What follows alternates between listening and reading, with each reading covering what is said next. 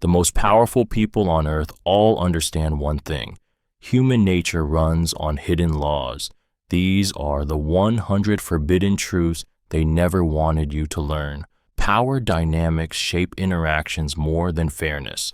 Power is a force that governs nearly every human interaction, often behind the scenes, and yet it is rarely acknowledged openly. The truth is, fairness is often just an illusion in human relationships. What truly dictates behavior, decisions, and outcomes is the hidden pull of power. It can be subtle, a glance, a shift in posture, or a word chosen carefully, and yet its impact is profound. In the workplace, in relationships, or even in social settings, the one with power holds the cards. Decisions are influenced, opinions are swayed, and actions are guided, often without those involved even realizing it. People don't engage with each other on equal footing. They engage with the expectation of dominance or submission, consciously or unconsciously. Power is not always about physical force or blatant control. It can manifest in more covert forms like knowledge, wealth, or emotional manipulation. This reality is not easy to swallow. We like to believe that fairness should reign, that everyone should get what they deserve, but in truth, it's rarely that simple. The person who controls the conversation, the one who holds more information, or the one who is perceived as superior can alter the entire dynamic, often to their advantage. Fairness takes a backseat in this game of human nature, and most people unknowingly play by these rules. Power isn't just the loudest voice in the room, it's the one that understands the rules of engagement and manipulates them for personal gain. Status often matters more than truth. In human nature, status is an intoxicating force, more powerful than truth, more persuasive than facts. We are naturally wired to seek social validation, and our sense of worth is often dictated by the status we hold in the eyes of others. When status is on the line, truth becomes secondary. It's uncomfortable, but it's the unspoken reality that most people, deep down, prefer to live by. Consider the influence of a powerful figure in a room, the way their words are taken as gospel, even when those words are far from accurate. It's not that truth has been discarded. It's that the status of the speaker overrides the need for factual accuracy. People are quick to believe what aligns with the person's social standing, not necessarily what's right. This is why lies told by the influential are more easily accepted, and uncomfortable truths from the lowly are often ignored or dismissed. In politics, media, and everyday interactions, status dictates perception. It's not the truth that shapes our understanding of a situation, but the perception of who is delivering it. The rich, the famous, the powerful, they can shape reality simply because they occupy a position that others envy or admire. This dynamic breeds blind faith in their narratives, pushing truth into the background. And this game is played every day, with people compromising their understanding, their beliefs, and even their morals to align with the higher status quo. Truth fades and status rules, quietly driving the choices we make. Most relationships are transactional. At the core of human connection lies an uncomfortable truth. Most relationships are transactional, whether we acknowledge it or not. Every interaction we have is subtly influenced by a hidden exchange, a give and take that governs how people behave toward one another. It's not always about love or friendship. It's often about what one person can offer the other in return for their time, attention, or affection. We may think of our closest friends or partners as pure relationships of affection, but beneath the surface, there's always an underlying transaction happening. We provide emotional support, material resources, or even just validation in exchange for companionship, loyalty, or admiration. The closer the relationship, the more we tend to rationalize the exchange, cloaking it in the guise of unconditional love or selflessness. Yet, the fact remains, we often value what others bring to us more than the person themselves. This transactional nature of relationships is embedded in human behavior, from the professional world, where networking is based on mutual benefit, to the personal world, where we seek out people who enrich our lives in some way. We're driven by a deep-seated need for reciprocity.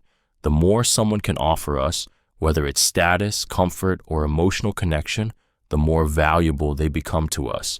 Even within families, the bonds we share are often based on a silent understanding of give and take. We all operate in a system of exchanges, whether we choose to see it or not.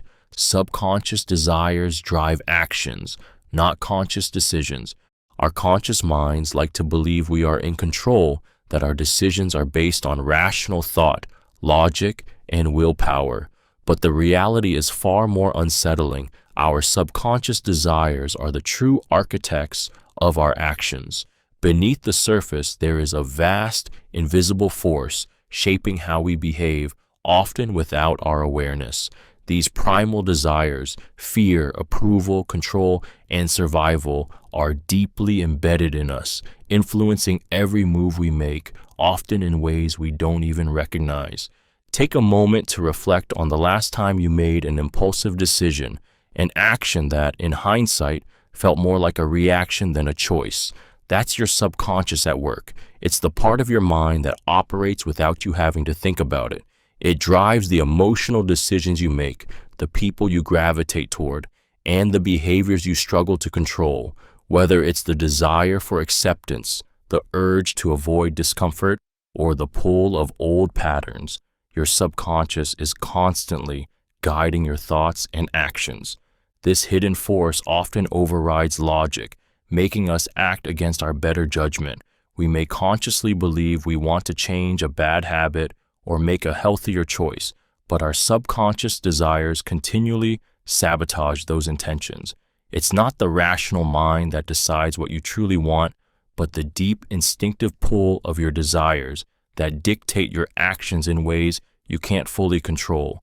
Your conscious mind may think it's in charge, but in truth, it's just along for the ride. Fear of rejection governs social behaviors.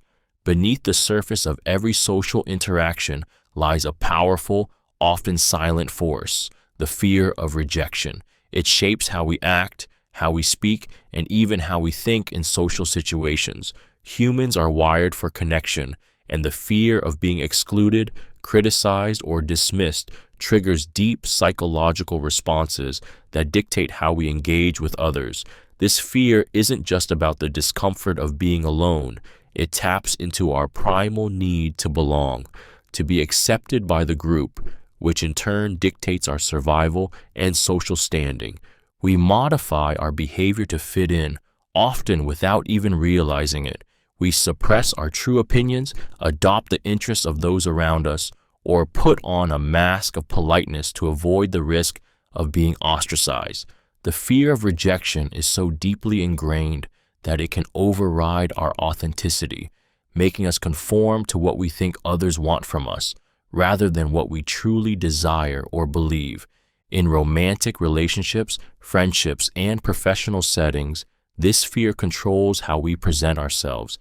It influences the way we dress, speak, and even the decisions we make, all in an effort to be seen in a favorable light.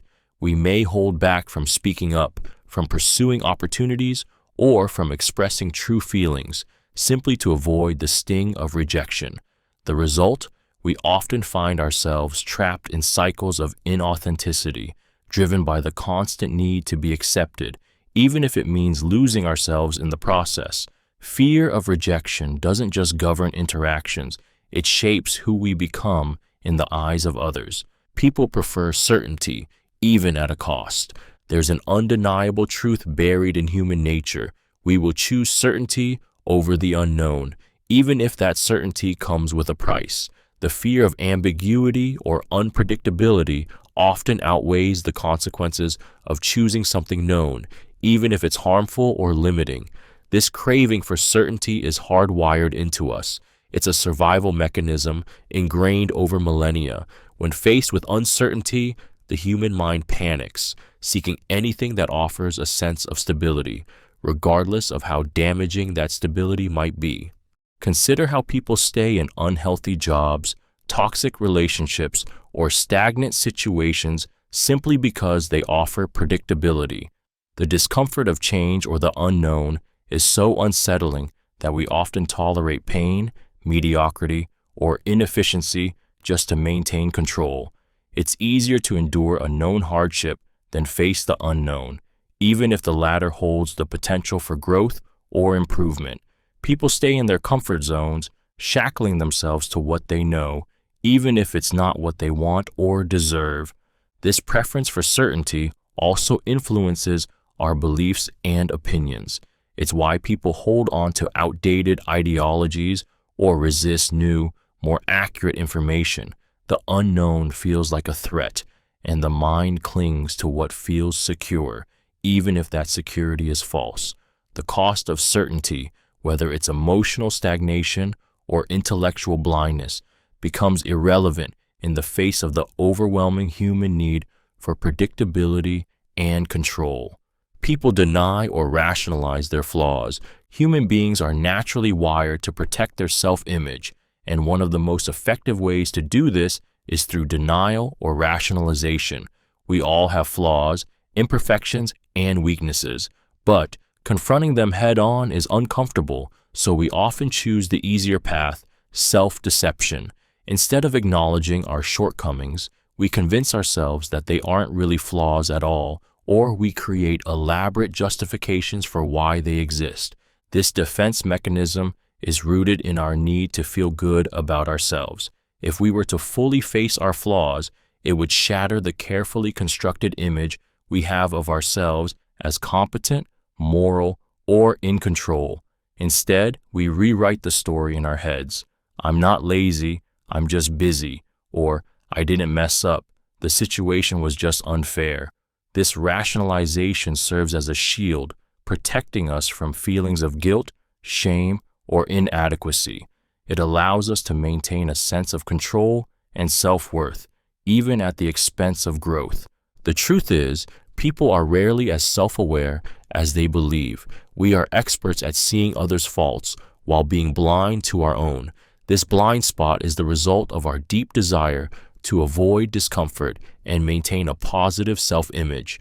The more we deny or rationalize our flaws, the harder it becomes to recognize them, and the more difficult it becomes to improve.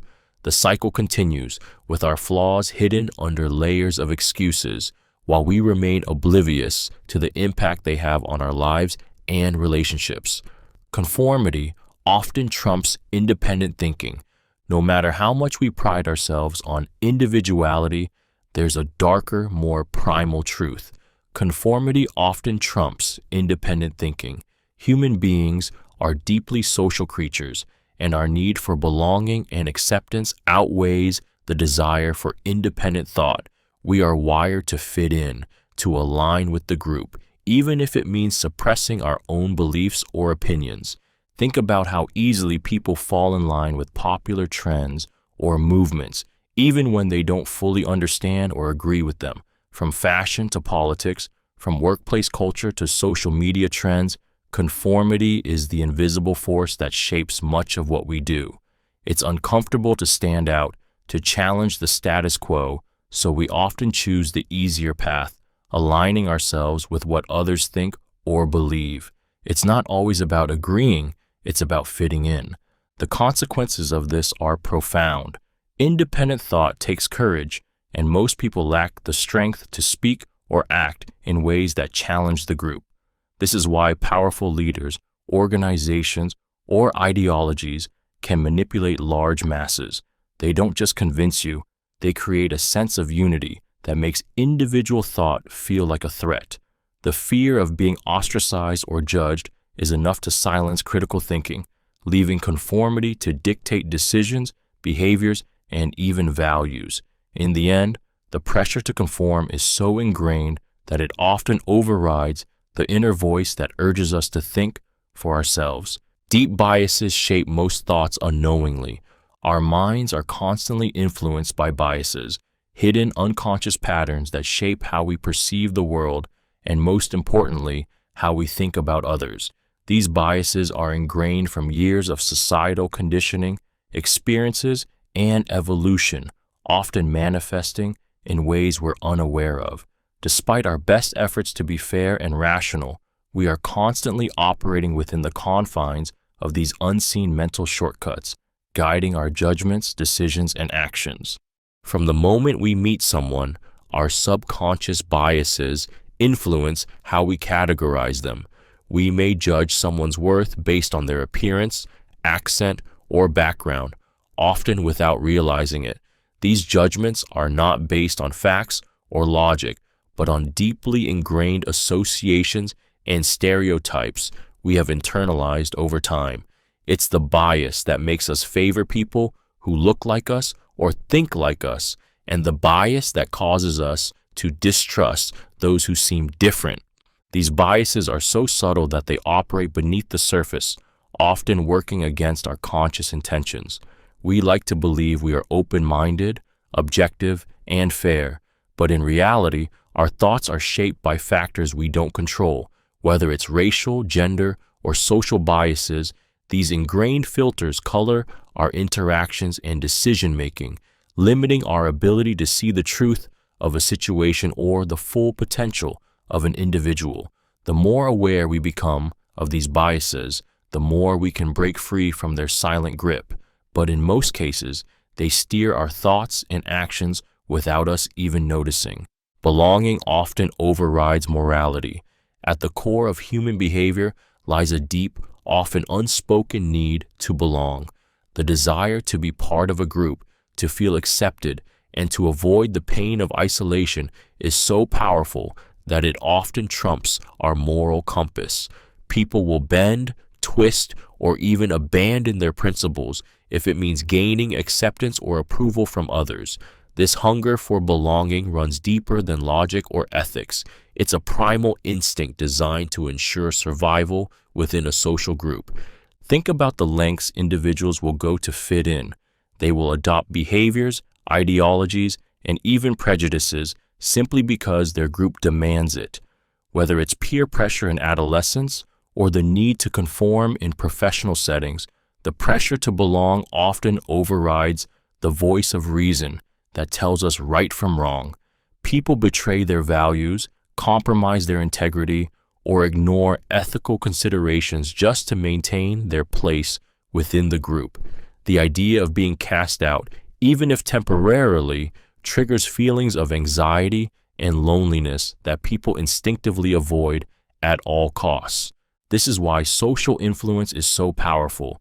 Those who control the narrative within a group hold tremendous sway over individual morality. People will often justify unethical actions or beliefs if it helps them maintain their status within their community. Belonging becomes more important than doing what is right, and morality becomes negotiable in the face of social acceptance. In the end, fitting in often feels like a higher priority than standing firm on one's moral ground. Self-interest trumps the collective good. At the heart of human nature lies a stark truth. Self-interest often takes precedence over the greater good. Despite the ideals of cooperation and altruism that society promotes, the reality is that people are primarily driven by what benefits them personally.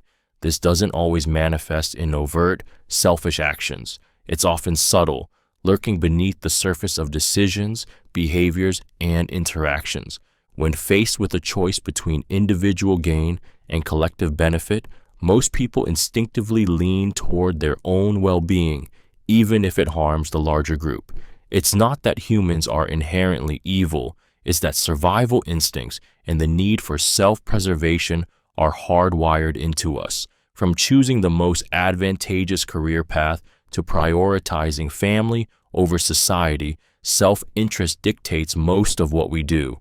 The collective good is often a secondary concern, even in cases where the consequences of ignoring it are severe. This pattern plays out in politics, business, and personal relationships, where people justify their actions based on what serves their needs, desires, or ambitions. People will compromise ideals, bend rules, or even exploit others to secure their position or comfort. And while the collective good may sound noble in theory, it's the promise of personal benefit that compels action. In the end, this is what drives human behavior, whether we want to admit it or not. The notion of putting the greater good first is often more of a moral construct than a practical reality. Self-interest reigns, shaping choices and outcomes every day. Emotional manipulation is more effective than logic. In the realm of human behavior, emotions have a power far stronger than logic. We like to think that reason, facts, and clear thinking guide our decisions, but the truth is far more emotional. Emotional manipulation taps into the primal aspects of our minds, bypassing the rational filters we rely on and driving us to act in ways that logic alone could never achieve. Consider how easily someone can stir your feelings of guilt, fear, or love to get what they want. A well-timed appeal to your emotions can override your best judgment and make you act against your own interests. Whether it's a sob story designed to evoke sympathy, a fear tactic that plays on insecurities, or a compliment that feeds your ego, emotional manipulation often works because it targets the heart, not the head. It's the art of speaking to your deepest desires, insecurities, and fears, often without you even realizing it. Logic may offer a clear, rational argument, but it lacks the visceral impact that emotions have on our decision-making. When we are emotionally charged, our ability to think critically diminishes. We react based on how we feel, not based on the facts in front of us. This is why emotional manipulation is such a potent tool in persuasion, marketing, and even personal relationships. It's not about convincing you with reason. It's about making you feel something so deeply that your emotions guide your actions, often leaving logic in the dust. Power holders seek to consolidate their control. Once power is obtained, it rarely stays static. Those who hold power are constantly driven by an underlying instinct to consolidate and expand it, ensuring their dominance remains unchallenged. It's a relentless pursuit, one that operates beneath the surface of their actions and decisions. Whether in politics, business, or even personal relationships, power holders instinctively work to secure their position, often to the detriment of others. This drive to consolidate control manifests in many ways through manipulation, strategic alliances, or simply silencing those who might pose a threat. Every move is calculated to create a network of influence that strengthens their position. Those in power rarely act without considering how it will benefit their authority, reinforcing their influence in subtle ways. They don't just maintain power, they continuously ensure its expansion, slowly eroding the ability of others to challenge them. It's not just about authority, it's about keeping others in check, creating systems that make their position unassailable. The more power they gain, the more they feel the need to solidify it, tightening their grip on the levers of influence and control. Often, this means undermining potential rivals, controlling information, and constructing narratives that serve their interests.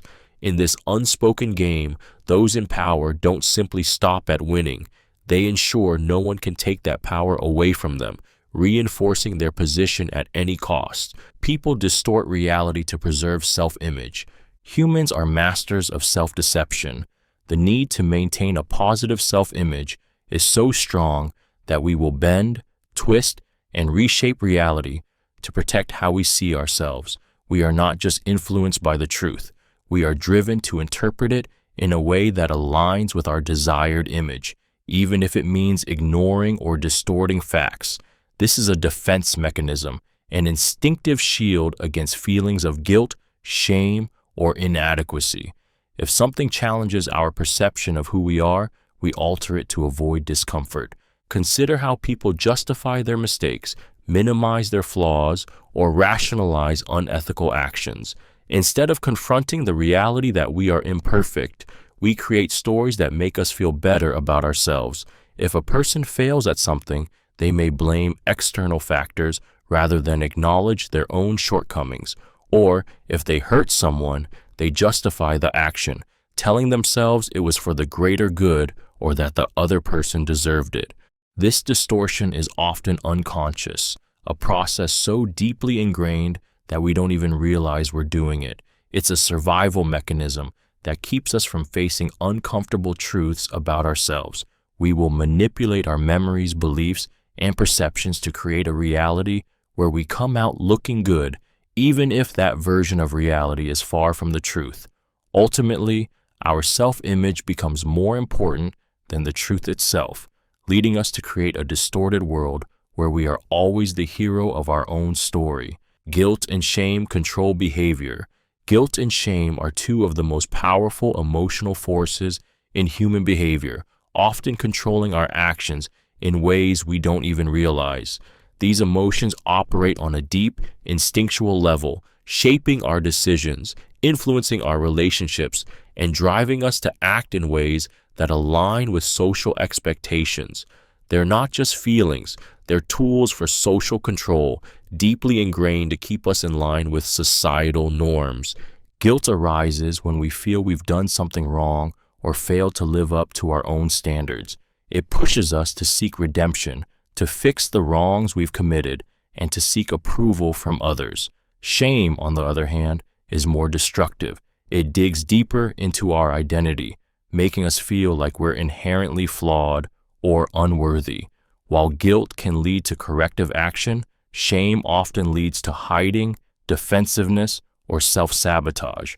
Both emotions can be crippling, causing us to make decisions not out of genuine desire, but from a desperate need to avoid these painful feelings.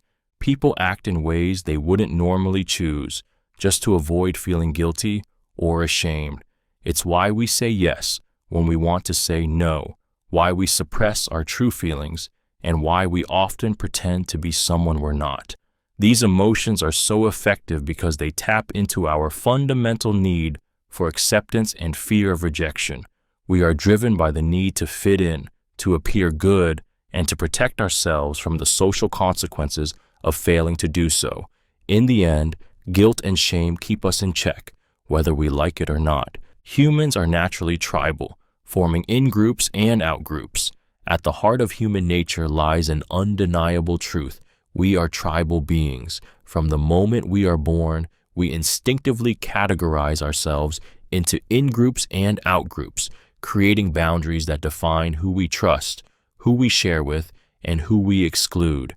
This tribal instinct is rooted deep in our evolutionary past, where survival often depended on the strength of one's group, and the enemy was always them, the outsiders. This tendency to divide the world into us and them governs many of our social interactions today, often in subtle ways.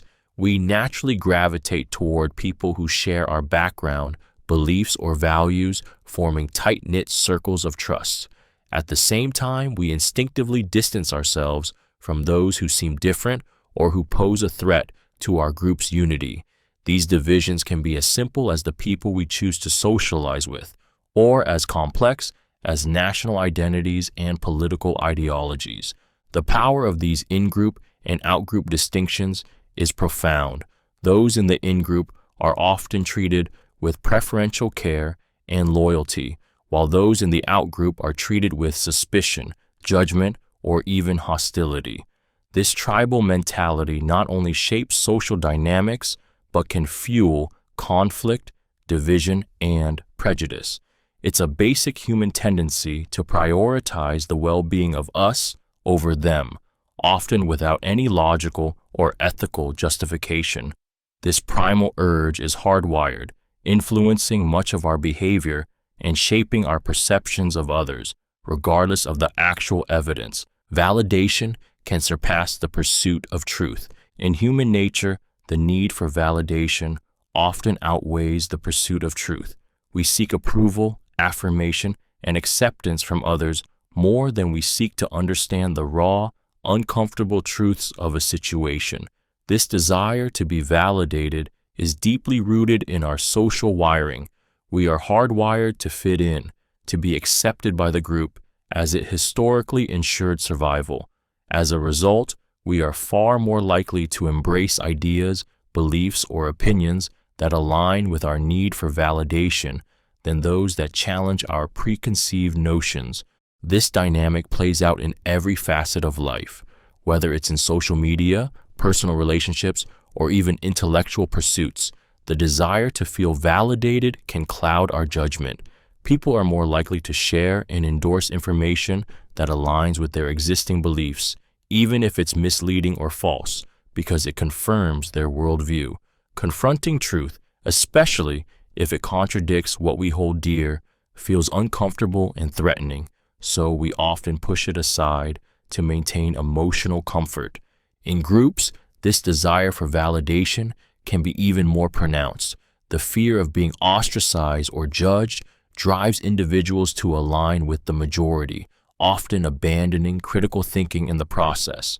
The need to belong becomes more important than the need to be right. As a result, truth takes a backseat, sacrificed in the pursuit of social approval. In these moments, we see how powerful the drive for validation is, how it can distort reality and lead us to willingly accept lies that make us feel good. Revenge often motivates more than justice. The desire for revenge is one of the most primal, powerful forces in human nature. It often eclipses the pursuit of justice, clouding judgment and driving actions that are fueled by emotion rather than fairness. When wronged, many people do not seek resolution or balance. They crave retribution. This burning need to pay back a perceived injustice can consume individuals, leading them to act impulsively and without consideration for the greater good. Revenge is personal. It's about restoring a sense of power and control, often at the expense of clarity or rationality. The satisfaction of inflicting harm on someone who has wronged us can feel more rewarding than the abstract idea of justice.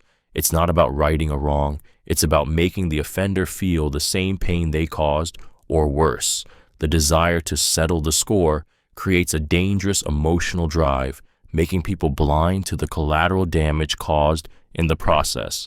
In contrast, justice requires a more measured, impartial approach, one that focuses on fairness and the greater good. But revenge, by its very nature, is about personal satisfaction, about making the other person suffer in return. It is driven by emotion, often escalating conflicts and perpetuating cycles of harm. In many cases, revenge is not just about seeking balance, but about feeding an insatiable emotional hunger, making it far more motivating and destructive than any pursuit of justice. People subconsciously crave drama and conflict. It may seem counterintuitive, but deep down, many people crave drama and conflict. While we may outwardly seek peace and harmony, there's an underlying psychological pull toward the intensity and stimulation that drama provides. It taps into something primal within us, an emotional high that disrupts the monotony of daily life. Conflict, even when it's destructive, offers a release of pent-up emotions and energy, creating a dynamic that keeps people engaged, even if it's at the cost of peace or long-term well-being. This craving for drama is rooted in the brain's need for stimulation. The highs and lows of conflict provide a rush, a dopamine-driven excitement that ordinary situations simply can't match. It's why people stay engaged in toxic relationships, why reality TV thrives, and why even the most rational individuals can find themselves drawn into unnecessary disputes. The discomfort of conflict can be addictive, offering an emotional intensity that pulls people in, making them feel alive, involved, and significant. On a deeper level, drama also serves as a distraction. It gives people something to focus on other than their own inner turmoil, fears, or insecurities. A conflict or scandal can serve as a way to avoid facing deeper personal issues, offering temporary relief by shifting attention outward. It's a form of emotional escapism, and once someone becomes hooked on the drama, it becomes a cycle that's hard to break. People may not consciously choose this chaos, but on a subconscious level, They are often drawn to it, seeking the emotional charge it brings. Self-preservation often leads to betrayal. When it comes to survival, human beings will often choose themselves over others, even if it means betraying those they once trusted. At the core of our instincts is a deep primal urge to protect ourselves from harm, and when pushed to the edge, this drive can eclipse every other consideration, including loyalty and moral integrity. In moments of crisis or vulnerability, we may justify actions that would normally be seen as unforgivable. The need to survive or secure our position often drives us to make decisions that hurt others, even those closest to us. It can be something as overt as stabbing a colleague in the back to secure a promotion, or as subtle as withholding vital information to protect our own interests. The betrayal feels necessary, even rational, in the moment, a protective mechanism designed to safeguard our future, even at the expense of others. Self-preservation doesn't always manifest in grand acts of deceit. Sometimes it's the small, seemingly harmless choices that can lead to betrayal, a lie told to protect one's reputation, an alliance formed to gain power, or a friend left behind in the pursuit of personal gain. All are examples of how self-preservation slowly erodes the bonds we share with others. It's a cold truth that, when survival is threatened, we will often turn on those we once trusted, rationalizing that it's justified by the need to secure our own well-being. In the end, the very instincts that keep us alive can be the same ones that destroy our relationships. Societal rules mask true desires. From the moment we are born, societal rules shape the way we live, think, and interact. These rules, whether written or unspoken, dictate how we should behave, what is acceptable, and what is not. They create a framework that guides our actions and decisions, often at the cost of our true desires. We suppress our authentic selves to fit into the mold society has created for us, fearing judgment or rejection if we stray too far from the norm. The rules we follow, whether they relate to career choices, relationships, or behavior, are often more about maintaining social order than about fulfilling our deepest needs or passions. People strive to meet societal expectations, even when those expectations don't align with their true ambitions or desires. They may pursue careers, relationships, or lifestyles that are considered successful or acceptable, but in doing so, they often sacrifice what they truly want in life. This sacrifice can be subtle, a slow erosion of self, where the pressure to conform pushes personal dreams and desires to the background. This disconnect between societal rules and true desires leads to internal conflict. The more we adhere to external expectations, the more we suppress our inner voice, often without even realizing it. Over time, this can lead to feelings of dissatisfaction or unfulfillment, as the truth of who we are and what we truly want gets buried beneath layers of societal conditioning. In the end, we often live lives that look successful on the outside but feel empty on the inside, all because we allowed societal rules to mask our true desires. Survival instincts overshadow ethics. When faced with danger, fear, or the threat of losing something essential, human survival instincts take over, and ethics often get left behind.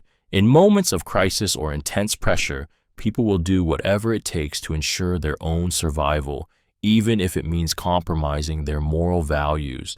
This primal urge to protect oneself and secure resources can cloud judgment, pushing aside considerations of right and wrong. The drive to survive is deeply ingrained in our biology. It's why people will betray others, lie, cheat, or act ruthlessly in situations where they feel their safety or well-being is at risk. Ethical principles, which require a level of emotional detachment and rational thought, often lose their grip when the mind is consumed with the raw desire to preserve life. In extreme cases, this can lead individuals to make decisions they would never consider under normal circumstances. Take the example of survival situations. A person stranded on a deserted island might steal food or resources from others, not out of malice, but because the need to survive outweighs the consideration of fairness. In everyday life, this manifests in subtler ways. People will sacrifice long-term relationships, act selfishly in business, or abandon their principles in the face of personal gain. Survival instincts are powerful, and they often hijack our ethical framework when it's most needed. In the end, when survival is at stake, ethics are pushed aside, and the instincts of self-preservation reign supreme. Fear of death influences irrational decisions. At the core of nearly every irrational decision lies a powerful, primal force, the fear of death. This fear isn't always conscious, but it drives much of human behavior in subtle yet profound ways. From avoiding certain risks to making hasty life choices, the instinct to preserve life often overrides logic, leading people to act in ways that don't serve their best interests. It's a survival mechanism that has been ingrained in us for millennia, but in modern society, it often causes more harm than good. When faced with uncertainty or potential danger, the fear of death pushes individuals to make decisions based not on reason or fact, but on emotional impulse. This explains why some people overreact in situations of perceived threat, why others may shy away from challenges or new opportunities out of fear of failure, and why many choose comfort and safety over personal growth. The idea of the unknown, of what lies beyond life, can paralyze individuals, preventing them from taking necessary risks or seizing moments of change. This fear is also used against people by those in power, from politicians to marketers, who exploit the anxiety surrounding death to influence behavior, sell products, or enforce control. Whether it's through the promise of safety, security, or immortality, the fear of death is weaponized to manipulate choices. At its core, this fear may not always be rational, but it is undeniably powerful, often making us act in ways that don't align with our true desires or long-term happiness. Deception is common when it benefits individuals. At the heart of human behavior lies a harsh truth. Deception is a tool that many will use when it serves their self-interest. Whether it's a small white lie or a grand manipulation, people will often deceive others to gain an advantage, protect their reputation, or secure something they desire. The instinct to protect oneself, secure a position, or avoid consequences frequently overrides honesty, making deception a natural part of human interactions. The need to succeed, to avoid failure, or to maintain control often leads people to manipulate the truth. This can happen in both personal and professional contexts. Someone may exaggerate their qualifications to get a job, hide a mistake to avoid punishment, or mask their true feelings to maintain peace. The act of deception is not always malicious. Sometimes it's driven by a simple desire to avoid discomfort or negative outcomes. But whether small or large, these lies compound over time, creating a web of falsehoods that can easily spiral out of control. People deceive not just to protect themselves, but to manipulate how others perceive them. The truth becomes secondary to the narrative that serves one's needs. This tendency is so ingrained that many don't even see it as a moral compromise. They see it as a survival tactic. In the end, the drive to benefit from deception often eclipses the discomfort that truth might bring, making it a common and powerful tool for individuals navigating a competitive, uncertain world. Fear of loss outweighs the desire to gain. One of the most powerful forces in human nature is the fear of losing something, whether it's money, status, or relationships. This fear often drives behavior far more strongly than the desire to gain something new. It's a primal instinct rooted in our survival mechanisms. For centuries, losing something valuable could have meant death or severe hardship, so our minds are wired to react more intensely to potential loss than to potential gain. This dynamic plays out in every aspect of life, People hold on to what they have, whether it's a job, a relationship, or an object, long after it has ceased to benefit them, simply because the thought of losing it is too uncomfortable to bear. Even when presented with new opportunities that could bring growth or happiness, the fear of losing what's already secure often keeps people stagnant, stuck in situations that no longer serve them. In financial decisions, for example, people tend to be more risk-averse when faced with the possibility of loss than they are eager to take risks for potential gain. This fear of loss can lead to inaction, missed opportunities, and a life of mediocrity as people cling to what they have, afraid to let go. The loss of what's familiar feels more dangerous than the unknown potential for something better, and this fear traps people in a cycle of caution, often preventing them from achieving the growth or success they desire. Ultimately, the human fear of loss keeps us rooted in the past, where comfort and safety seem more important than the uncertain promise of a better future. Control stems from fear, not confidence. At the surface, control appears to be a sign of strength, a symbol of someone with confidence and authority. But the truth is far darker. Control is often born from fear, not from confidence. People who try to control their environment, their relationships, or others around them are usually driven by an underlying fear of chaos, fear of vulnerability, or fear of losing power. The need to dominate or micromanage is a defense mechanism, a way to shield oneself from the unpredictability of life. When someone constantly seeks control, it's rarely because they feel secure in their position. Instead, it's a reaction to the anxiety of not knowing what will happen next. The more they try to control, the more they reveal their insecurity. They want to manage every outcome, every detail, because the idea of things slipping out of their grasp terrifies them. In relationships, workplaces, or even personal decisions, control becomes a way to mask feelings of powerlessness. Confidence, on the other hand, comes from a place of trust in oneself and in the ability to adapt to uncertainty. True confidence doesn't need to micromanage or predict every outcome because it's rooted in a belief that one can handle whatever comes. But fear-driven control stems from the opposite, an inability to trust either oneself or the situation, leading to rigid, often overbearing behavior. In the end, those who cling to control are the ones most fearful of losing it. Scarcity tactics manipulate human behavior. Scarcity is one of the most powerful psychological triggers, and it's often used to manipulate human behavior in ways we don't even recognize. The principle is simple. When something is perceived as limited or in short supply, its value skyrockets in our minds. This scarcity mindset taps into deep-seated fears of missing out or losing an opportunity, compelling us to act quickly and sometimes irrationally.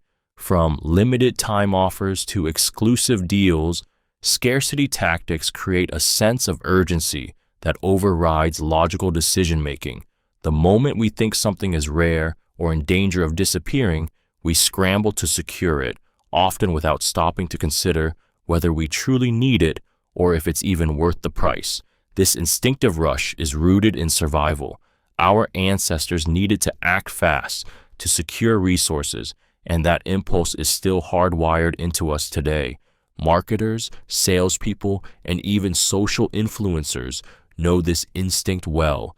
They exploit it relentlessly, pushing us into making decisions that are driven by emotion rather than reason. The idea that something could slip away if we don't act fast makes us more susceptible to impulse buying, signing up for services, or agreeing to commitments we wouldn't otherwise consider. Scarcity creates false urgency, making us believe we are gaining something valuable, when in reality, we're often just being pushed into a decision that benefits someone else more than it benefits us. Short-term rewards override long-term happiness. Human nature is driven by an undeniable craving for instant gratification. Despite our best intentions, the lure of short-term rewards often trumps the pursuit of long-term happiness. We are wired to seek immediate pleasure and relief, even when we know it comes at a future cost. This powerful instinct can drive impulsive decisions that ultimately undermine our deeper goals and long-term well-being. Think about the temptation of a quick fix, whether it's indulging in unhealthy food, spending money we don't have, or avoiding work in favor of leisure. In the moment, the satisfaction is immediate and undeniable, but the consequences often linger far longer, eroding our health, finances, or mental peace. The immediate pleasure feels worth the sacrifice, even when we know it won't bring lasting fulfillment. This tension between short-term desire and long-term well-being is at the heart of many self-destructive behaviors and regrets. The reason this happens lies in how our brains are wired. The immediate release of dopamine from quick rewards makes us feel good right now, while the promise of long-term benefits lacks that same immediate payoff. Over time, this tendency to prioritize what feels good now over what's best for the future builds patterns of procrastination, impulsivity, and even addiction. We put off important, harder goals for the instant satisfaction of something easier. This short-sightedness is a core element of human behavior, leading us to sacrifice sustainable happiness for fleeting pleasures. Revenge often trumps justice. When wronged, the desire for justice may appear to be the driving force behind a person's actions, but in truth, revenge often takes precedence. Revenge is a deeply emotional response that arises from the need to restore personal dignity, exact punishment, or reassert power. It goes beyond the logical pursuit of fairness or the balanced application of consequences. It is fueled by anger, resentment, and a desire to see the wrongdoer suffer. Justice, on the other hand, requires detachment, a fair evaluation of facts, and an impartial judgment. But when emotions take over, the scales tip heavily in favor of revenge. In the heat of the moment, people are less concerned with restoring balance and more focused on inflicting pain. The pursuit of vengeance feels empowering, momentarily satisfying a deep-rooted need for control and retribution. It provides a sense of closure, albeit often temporary, that justice cannot always offer. This emotional drive for revenge blinds people to the broader picture, making them act impulsively and often irrationally. Instead of seeking true justice, which may involve forgiveness or reconciliation, they focus on making the perpetrator pay in ways that satisfy their ego. In the end, revenge doesn't bring lasting peace or healing. It perpetuates a cycle of hurt, and the quest for justice is lost in the pursuit of personal vindication. Comfort often defeats growth. The pursuit of comfort is a deeply ingrained instinct. It's a place where we feel safe, secure, and free from the stress of uncertainty or failure. But here's the uncomfortable truth. Growth rarely happens in comfort zones. While we naturally crave ease, the reality is that real development, whether personal, emotional, or professional, comes only when we push ourselves beyond familiar boundaries. In the face of discomfort, people often retreat. When faced with challenges, failure, or unfamiliar situations, it's tempting to choose the familiar, the easy path. This preference for comfort is the silent enemy of progress. Avoiding discomfort may bring short-term relief, but in the long run, it traps us in stagnation. People who always stay in their comfort zones never test their limits, never challenge their beliefs, and never fully realize their potential. Growth requires vulnerability. It requires stepping into the unknown, embracing risk, and confronting fear. It's in the struggle, in the discomfort, that we build resilience, strength, and new skills. But the comfort-seeking mindset resists this.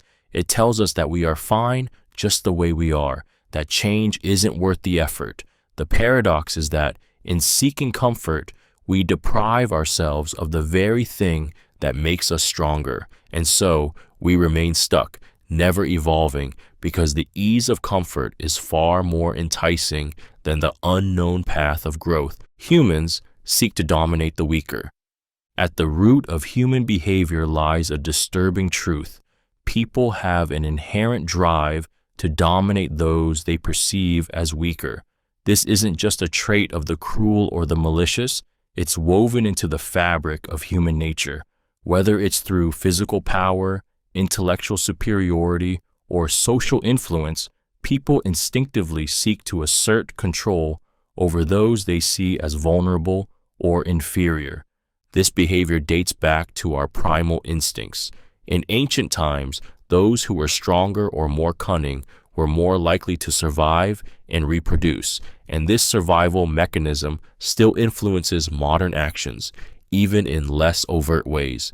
In the workplace, in social settings, or even in friendships, there's a constant struggle for dominance, where the powerful seek to maintain their position and the weaker are often left to submit or face exploitation.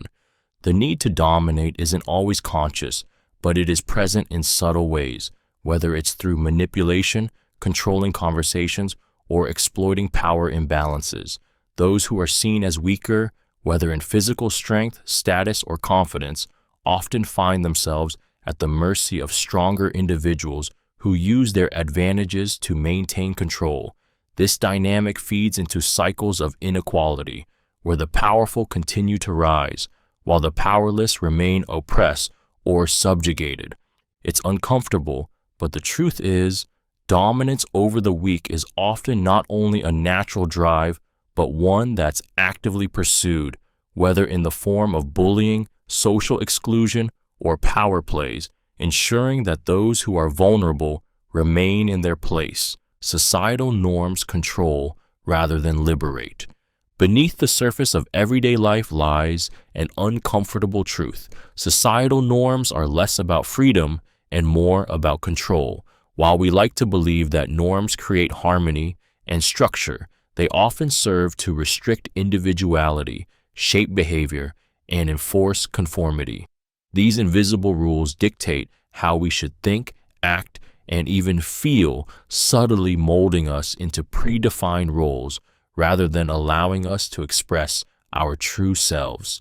From the moment we are born, society imposes expectations, what's considered acceptable, normal, or successful. These expectations come with a cost. They limit creativity, suppress differing viewpoints, and can make us feel pressured to follow a path that isn't truly ours.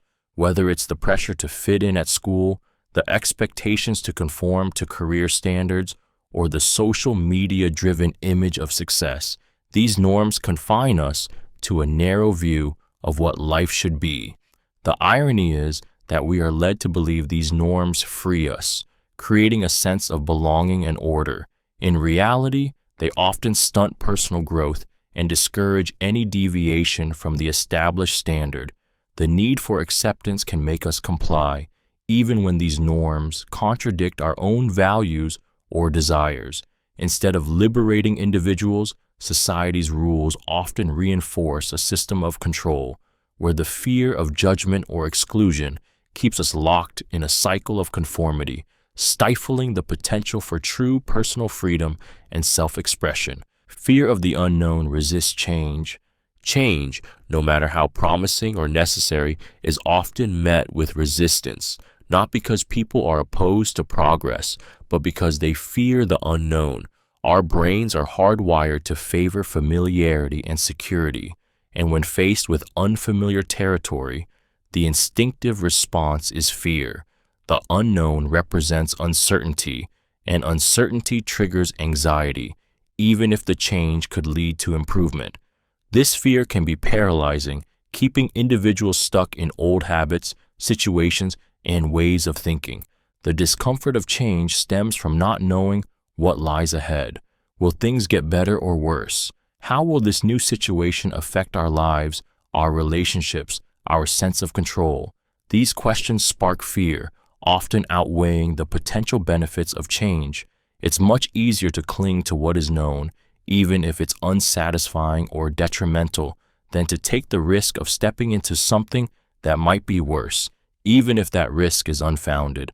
This fear keeps people locked in cycles of stagnation. In careers, relationships, and personal development, the unwillingness to embrace the unknown can prevent growth and transformation.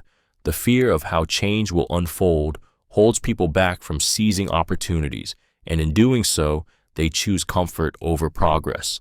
The mind often chooses the devil it knows over the devil it doesn't, making change feel like an insurmountable obstacle rather than a path to something better. Ideas that challenge identity are rejected. Human identity is a fragile construct built on beliefs, experiences, and a deep need to feel secure in who we are. The moment an idea challenges that identity, it triggers an emotional defense mechanism that often leads to outright rejection. We are not merely logical thinkers. We are emotional beings who see our sense of self as a reflection of our very survival. When something questions this, it feels like a threat, not just to our beliefs, but to the core of who we are. When someone encounters a perspective or idea that contradicts their worldview, the immediate reaction is often not rational consideration, but emotional resistance. The brain instinctively shuts down information that feels like it undermines self-worth or stability. This is why people cling so tightly to their beliefs, even when confronted with overwhelming evidence that they might be wrong. It's easier to reject uncomfortable truths than to accept them and risk altering one's sense of self. This rejection of ideas that challenge identity happens on both large and small scales. It's why people defend outdated ideologies or cling to harmful habits. They feel that to abandon these would be to lose a part of themselves. The fear of losing our identity can cloud our judgment, preventing personal growth and understanding. In the end, to preserve who we think we are, we often lock ourselves into narrow thinking, rejecting ideas that could ultimately help us evolve. Envy often masks politeness. Envy is a silent, insidious emotion that often operates beneath the surface, disguising itself as politeness or courtesy. It's not always easy to spot, but it influences far more of our interactions than we'd like to admit. When we feel envious of someone, we may outwardly show respect or kindness, but inside, there's a quiet resentment brewing, an unease that someone else has what we desire. This dissonance between outward behavior and inner feeling is a powerful form of social camouflage. On the surface, we may offer praise, support, or congratulations to someone who seems to have it all, whether it's success, beauty, or status. But beneath this polite exterior lies a competing emotion, envy. We want what they have, and our well-mannered behavior is often just a mask to hide our true feelings. The gap between what we project and what we truly feel creates a tension, one that is often buried deep, even from our own consciousness. This dynamic plays out in social settings all the time, at work, in friendships, and even in families. People may smile and congratulate a colleague on their promotion, all while feeling the sting of jealousy. Politeness becomes a shield, a way to avoid direct confrontation with the uncomfortable feelings of inadequacy and desire that envy brings. What's dangerous is that this concealed envy can eventually erode relationships as resentment builds over time, creating distance and dissatisfaction under the guise of civility. The need for certainty breeds closed-mindedness. Humans have an innate desire for certainty, a deep need to feel that the world is predictable and that we can control what happens next. This yearning for certainty, however, often leads to a troubling consequence: closed-mindedness. The comfort of knowing what to expect can become so important that we reject anything that threatens our established beliefs, even when that new information might be crucial to our growth or understanding.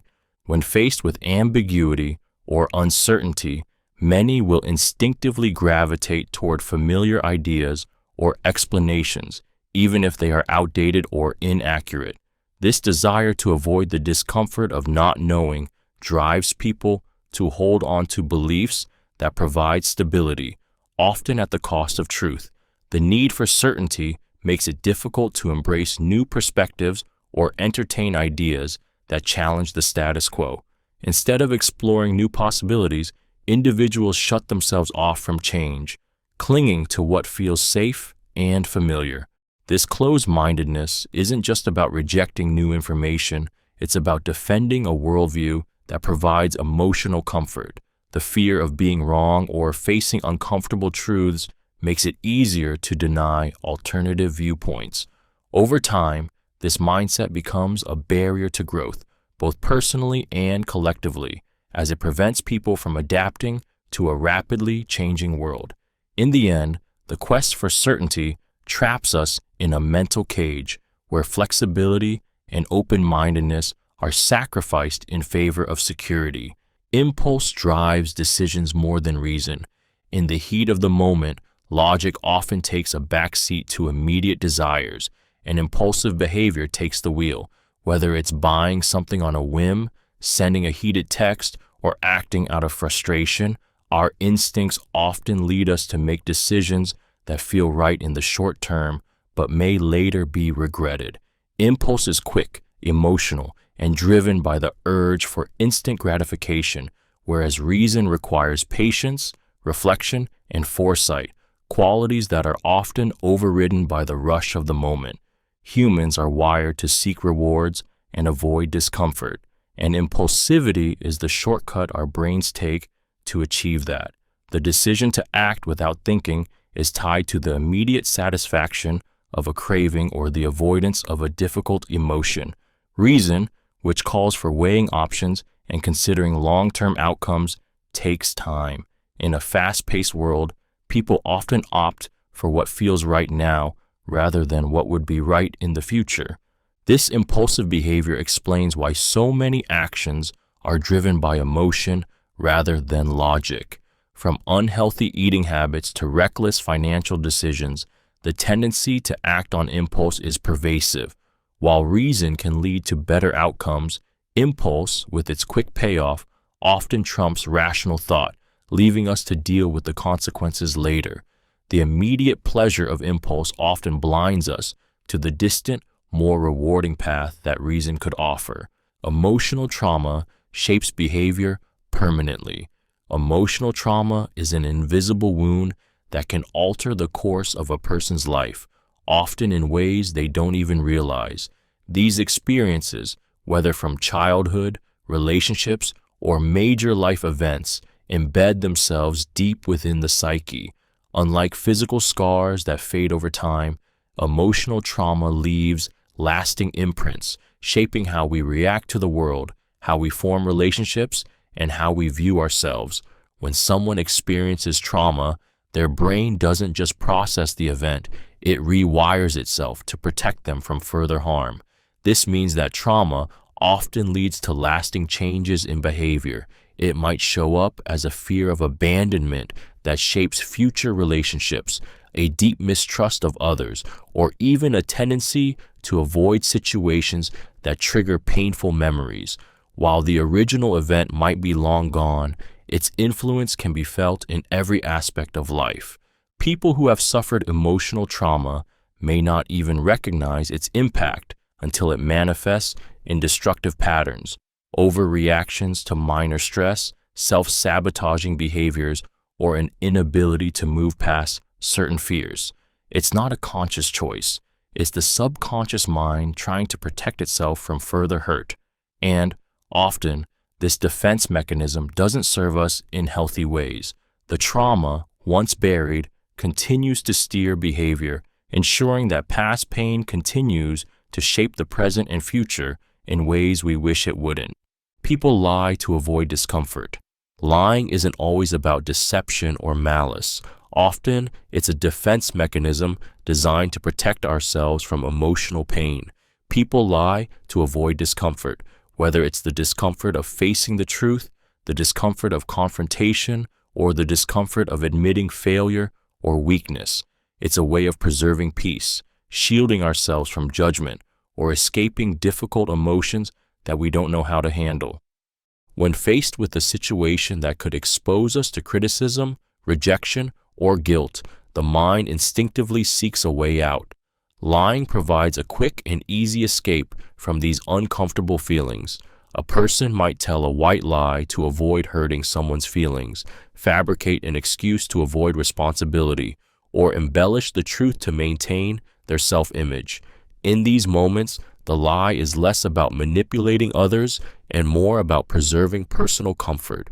This tendency to lie can be subtle, often going unnoticed, even by the person telling the lie. It's not always about a grand, calculated deception. It's about avoiding the immediate emotional discomfort that comes with facing harsh realities. Over time, these small lies can snowball, becoming a barrier to personal growth and authenticity. The truth, after all, is often hard to face, and the lie serves as a temporary shield, keeping us from the vulnerability that comes with being honest. But in the long run, these lies only deepen the discomfort, creating a cycle of avoidance that's hard to break. Immediate needs trump others' well-being. At the core of human behavior lies a stark reality. When faced with urgent needs, people often prioritize their own survival or comfort over the well-being of others. In moments of crisis or when the stakes are high, the drive to meet personal, immediate demands can easily override empathy, compassion, and long-term consequences.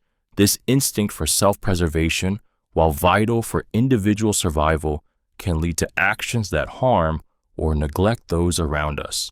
Consider the situations where people cut corners, lie, or act selfishly to get what they need right away, whether it's securing a job, gaining an advantage in a competitive setting, or simply avoiding discomfort.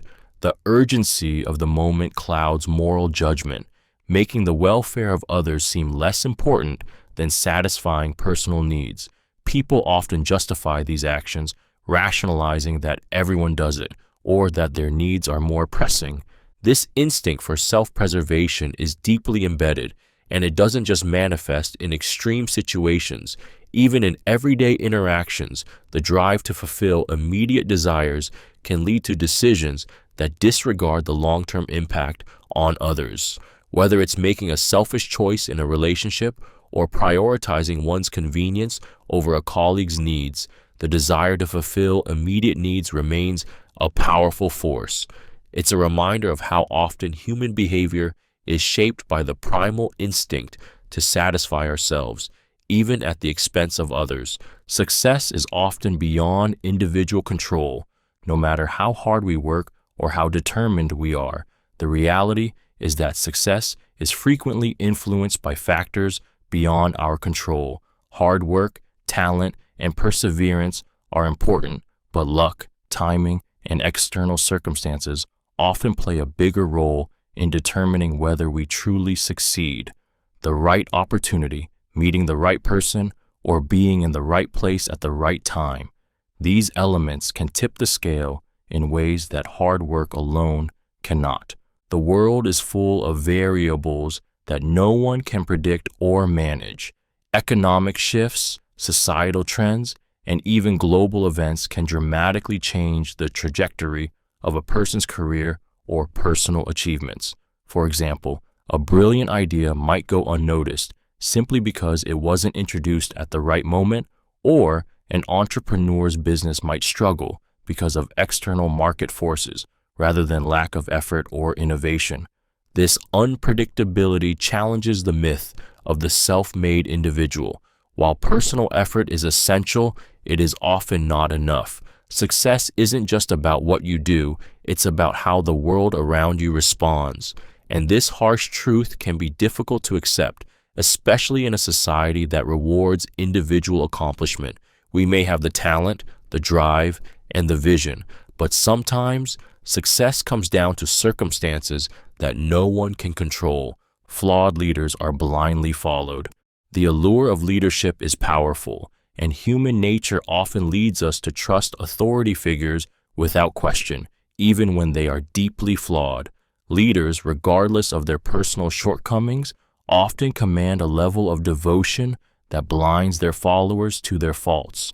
People are naturally inclined to seek guidance and stability, and when someone occupies a position of authority, Their power can overshadow their imperfections. Flawed leaders can manipulate this dynamic, using charisma, confidence, or the appearance of competence to mask their inadequacies.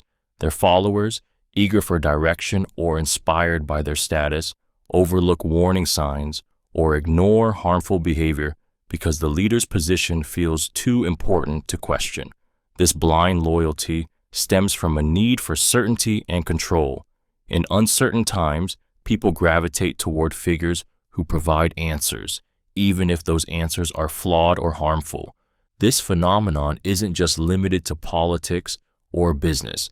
It plays out in families, religious groups, and social circles. The need for security can cause individuals to overlook ethical breaches, abuse of power, or incompetence, all in the name of following someone they believe can lead them to success or stability. The truth is, people don't always follow leaders for their wisdom or goodness. They follow them because of their status, their ability to command, and the comfort that comes with having someone at the helm. In the end, blind allegiance to flawed leaders perpetuates cycles of dysfunction and missed opportunities for real growth. Power can morph into cruelty. Power, when unchecked, has a dangerous potential to corrupt and transform into cruelty. What begins as a means of control, influence, or authority can evolve into an oppressive force that dehumanizes others. The more power someone holds, the easier it becomes to disregard the suffering of those beneath them, as the distance between their own comfort and the pain of others grows. In positions of power, people often start with noble intentions, wanting to lead or protect, but the intoxicating nature of power can warp their sense of empathy. Over time, the responsibility that power brings can be replaced by a desire to maintain or increase control, even at the expense of others' well-being. Those who once saw themselves as just or fair may start using their authority to manipulate, intimidate, or dominate. The abuse of power becomes a means of personal gratification, where the pain or submission of others is either ignored or, worse, enjoyed. Cruelty isn't always overt. It can be a subtle erosion of compassion. It manifests in small decisions that incrementally harm those under one's influence, whether through neglect, indifference, or exploitation. What's troubling is that the person in power may not even recognize the shift. Cruelty becomes normalized as they become more entrenched in their dominance. Power, when left unchecked, can evolve from a tool for leadership to an instrument of control and harm, creating a cycle of suffering that's hard to break. People mirror their own biases. At the heart of human interaction lies a disturbing truth. We are all inherently biased, and we often see the world through a lens that reflects our own preconceived notions. These biases, whether based on race, gender, status, or personal experiences, warp our perception of others, influencing how we interpret their actions, words, and motives. We don't just see the world as it is, we see it as we are, filtering everything through the lens of our internal biases. This tendency to mirror our own biases can be seen in every interaction, no matter how subtle. If we have negative assumptions about a certain group, we will naturally interpret their behavior in ways that confirm those beliefs. Similarly, if we hold positive views about others, we tend to overlook their flaws or negative actions, reinforcing our bias. The people we interact with, in turn, become mirrors of our own internal narratives. This process is unconscious, driven by our need to feel validated and secure in our worldview. The danger of this pattern is that it reinforces stereotypes and perpetuates divisiveness. By projecting our biases onto others, we create self-fulfilling prophecies where our expectations shape the outcomes of our interactions. This cycle keeps us trapped in narrow, often harmful perspectives, preventing growth and understanding. Instead of seeing people for who they truly are, we often only see reflections of our own biases, further isolating us from the complexity of human nature. Altruism often has a self-serving edge. While acts of kindness are often celebrated as pure and selfless, the reality is that many of these acts have a hidden self-serving edge. People do good not only for others, but often because it brings them personal benefits, whether it's social recognition, a sense of moral superiority, or even the feeling of being needed. The line between selflessness and selfishness is often blurred, as the desire to help others can be fueled by the desire to feel good about oneself. The truth is that humans are naturally wired for reciprocity and social gain. Helping others can enhance one's reputation, increase status within a community, or fulfill a deep emotional need for validation and connection. Even the most seemingly altruistic actions can be driven by the benefits they provide to the giver, such as a boost in self-esteem or the hope of receiving help in return. This isn't to say that people don't genuinely care or that kindness is always calculated, but it's important to recognize that the emotional satisfaction derived from helping others can be powerful. The act of altruism in its purest form may be rare, as most acts of kindness come with the expectation of some form of personal gain, even if it's just a sense of moral righteousness. Altruism often isn't as selfless as it appears. It's a complex interplay of both giving and receiving, consciously or unconsciously. Relationships are often driven by self-interest. At the heart of many relationships, whether personal or professional, lies a hidden force: self-interest. While we like to believe that we form connections based on genuine affection or love, the reality is that most human relationships are shaped by what individuals stand to gain from them. People seek out relationships that fulfill their needs, whether it's emotional validation, social status, or practical support. The more someone can offer us, the more valuable they become in our lives, and the less they provide, the less likely we are to invest time or energy. This self-interest isn't always malicious. It's simply a fundamental part of human nature. We naturally gravitate toward those who bring us something of value, even if that value is intangible, such as comfort, companionship, or a sense of belonging. Over time, we may rationalize these connections as being based on love or friendship, but often there's an underlying calculation involved. What do I gain from this? Whether it's getting ahead at work by befriending influential colleagues or staying in a relationship for the security it provides, the dynamics of self-interest are at play. What makes this more difficult to admit is that many people are unaware of the ways self-interest governs their actions. We often deceive ourselves into believing that our motivations are purely altruistic, but the truth is we are constantly evaluating how relationships serve us, and when these connections no longer meet our needs, they can easily be discarded. Self-interest is the silent force that drives much of the human connection, making relationships more transactional than we'd like to believe. Ignorance is chosen if it serves desires. At the heart of human behavior lies a quiet truth. We often choose ignorance when it aligns with our desires or comforts. It's easier to remain unaware, to turn a blind eye to the uncomfortable truths that challenge our beliefs or force us to confront inconvenient realities. Ignorance becomes a refuge, a way to preserve the status quo, avoid cognitive dissonance, and protect ourselves from the emotional or psychological pain that knowledge may bring. When faced with information that contradicts our desires or self-interest, people often ignore, downplay, or distort that information to avoid facing uncomfortable truths.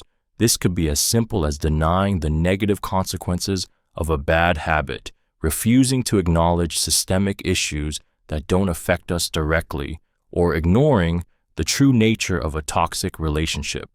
The more deeply this information threatens our way of life or sense of identity, the more likely we are to embrace ignorance as a shield. This tendency to choose ignorance is not always malicious. It's often an unconscious coping mechanism that allows people to maintain peace with themselves. but in doing so, it closes the door to growth, learning, and self-awareness. By refusing to confront uncomfortable truths, people stay trapped in their own illusions, sacrificing long-term benefits for short-term comfort. Ignorance becomes the easier path, the one that avoids immediate discomfort, even if it leads to deeper consequences down the road. Jealousy is a hidden motivator. Jealousy is one of the most insidious, yet rarely acknowledged, driving forces behind human behavior. It lurks beneath the surface, subtly influencing decisions, relationships, and actions without us even realizing it. While we often associate jealousy with romantic relationships, its reach extends far beyond that. It can show up in the workplace, friendships, and even within families, acting as a quiet motivator behind many of our actions. At its core, jealousy stems from the fear of losing something we value, whether it's attention, success, or affection. When we see someone else attaining something we desire, it triggers a deep emotional response that can drive us to compete, sabotage, or even withdraw. Often, jealousy doesn't show itself in obvious ways. It manifests as subtle resentment, passive-aggressive behavior, or a desire to one-up someone, making it hard to detect. The person feeling jealous might not even be fully aware of its grip on them until it sparks a reaction they can't control. This hidden motivator can shape the way we view others, pushing us to diminish their achievements or value our own success at their expense. It leads to comparisons that cloud our judgment and disrupt our ability to feel content with what we have. Instead of celebrating others' victories, jealousy turns them into personal threats, making it one of the most destructive forces in human nature. Its power lies in its ability to operate beneath the radar, affecting decisions and relationships long before we're consciously aware of its influence. Competition often wins over cooperation. At the core of human behavior lies a powerful force, the drive to compete. While cooperation is essential for collective progress, competition often takes precedence, even when working together could yield better results. This is because competition taps into deep-rooted instincts of survival, status, and dominance. The desire to outdo others, to prove superiority, or to secure one's position often outweighs the collaborative spirit that benefits the whole. In both professional and personal settings, individuals and groups frequently prioritize competing with others rather than cooperating. It's a mindset that values individual achievement over collective success, where winning becomes the ultimate goal, regardless of the broader impact. Whether it's in the workplace, sports, or social interactions, competition fuels the desire to be seen as the best, the most capable, or the most powerful. This drive can create tension, hinder collaboration, and even destroy potential alliances. Even in environments where cooperation could lead to more effective outcomes, the competitive nature often prevails. People fear losing out, being overshadowed, or missing the opportunity to gain an advantage. Cooperation, which requires trust and vulnerability, can feel risky compared to the more familiar terrain of competition, where the rewards are clear and personal.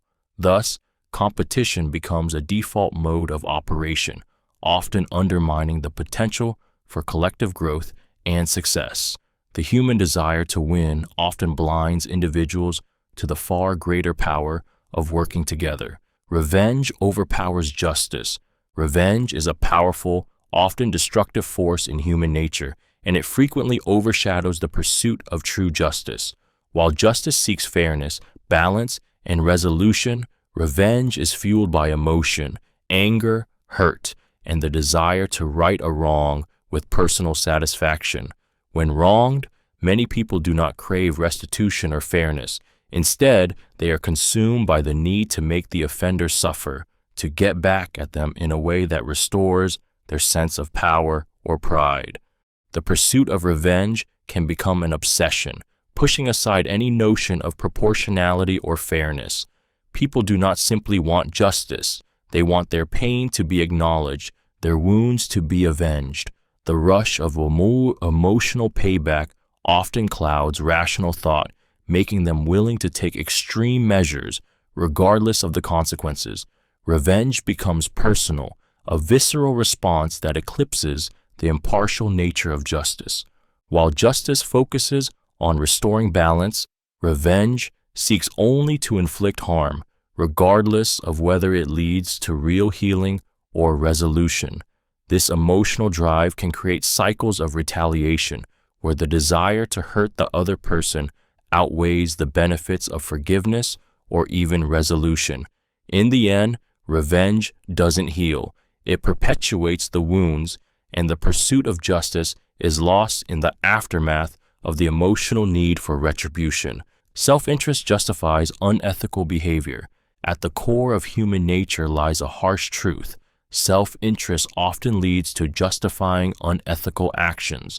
When personal gain is on the line, whether it's money, power, or status, many people will bend or break moral rules to secure their desires.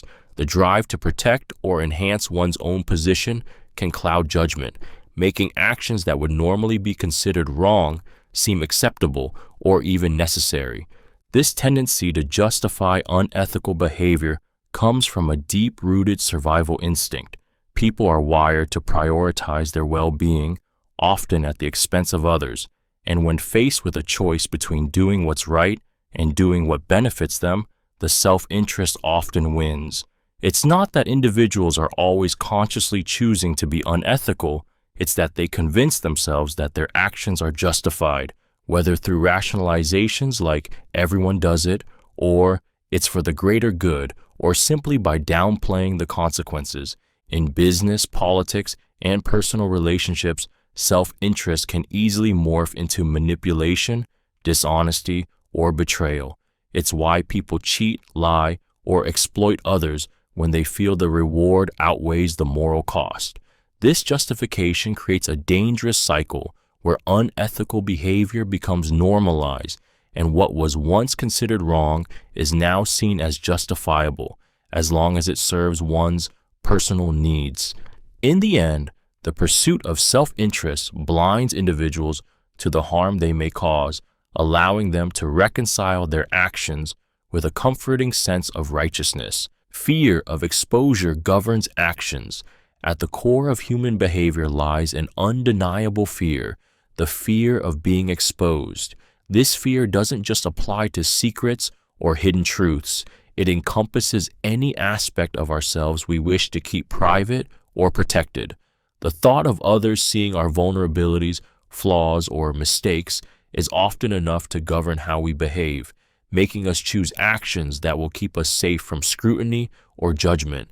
This fear can shape everything, from the way we present ourselves in public to how we navigate personal relationships. People go to great lengths to maintain a facade, carefully curating their image, their words, and even their thoughts to avoid being seen as weak, imperfect, or vulnerable. It's the reason we lie about our successes or downplay our failures, and why many will go out of their way to avoid situations where they might be exposed as less than they appear. The fear of exposure pushes people to make decisions that are driven more by the desire for self-preservation than by authenticity. It's why people hide parts of their identity, suppress emotions, or even betray others to maintain control of their public image. At its core, this fear is about survival, avoiding the humiliation, rejection, or shame that comes with being truly seen. This drive to conceal and protect our true selves is so ingrained that it shapes almost every action, often keeping us from living in alignment with who we really are. Consequences are ignored when they hurt others. One of the darkest aspects of human nature is how easily people can disregard the consequences of their actions when those consequences primarily affect others. It's a deeply ingrained psychological pattern that allows individuals to justify harmful behaviors, especially when there's little direct impact on themselves. Whether it's in personal relationships, business, or politics, the tendency to ignore or minimize harm to others can be surprisingly pervasive. At its core, this behavior stems from self-preservation and a desire to avoid discomfort. When faced with the choice of protecting oneself or considering the welfare of others, humans often prioritize their own interests, even at the cost of others' well-being. This can manifest in countless ways, whether it's cutting corners in a job, making unethical decisions for personal gain, or even taking advantage of someone's vulnerability without regard for the emotional or physical toll it might take on them. The psychology behind this is rooted in the principle of cognitive dissonance, where individuals reconcile their actions by justifying them in a way that minimizes the impact on their moral compass. This self-justification process allows them to overlook the pain they might cause to others, convincing themselves that the consequences are either not their responsibility or that the benefits they gain outweigh the harm they inflict. In many cases, this lack of accountability is unconscious. People may not even realize the damage they've caused, or they might rationalize that the other party is capable of handling the fallout. What's troubling is that this behavior often becomes normalized, accepted, or even praised in environments where success or power is valued above empathy or fairness.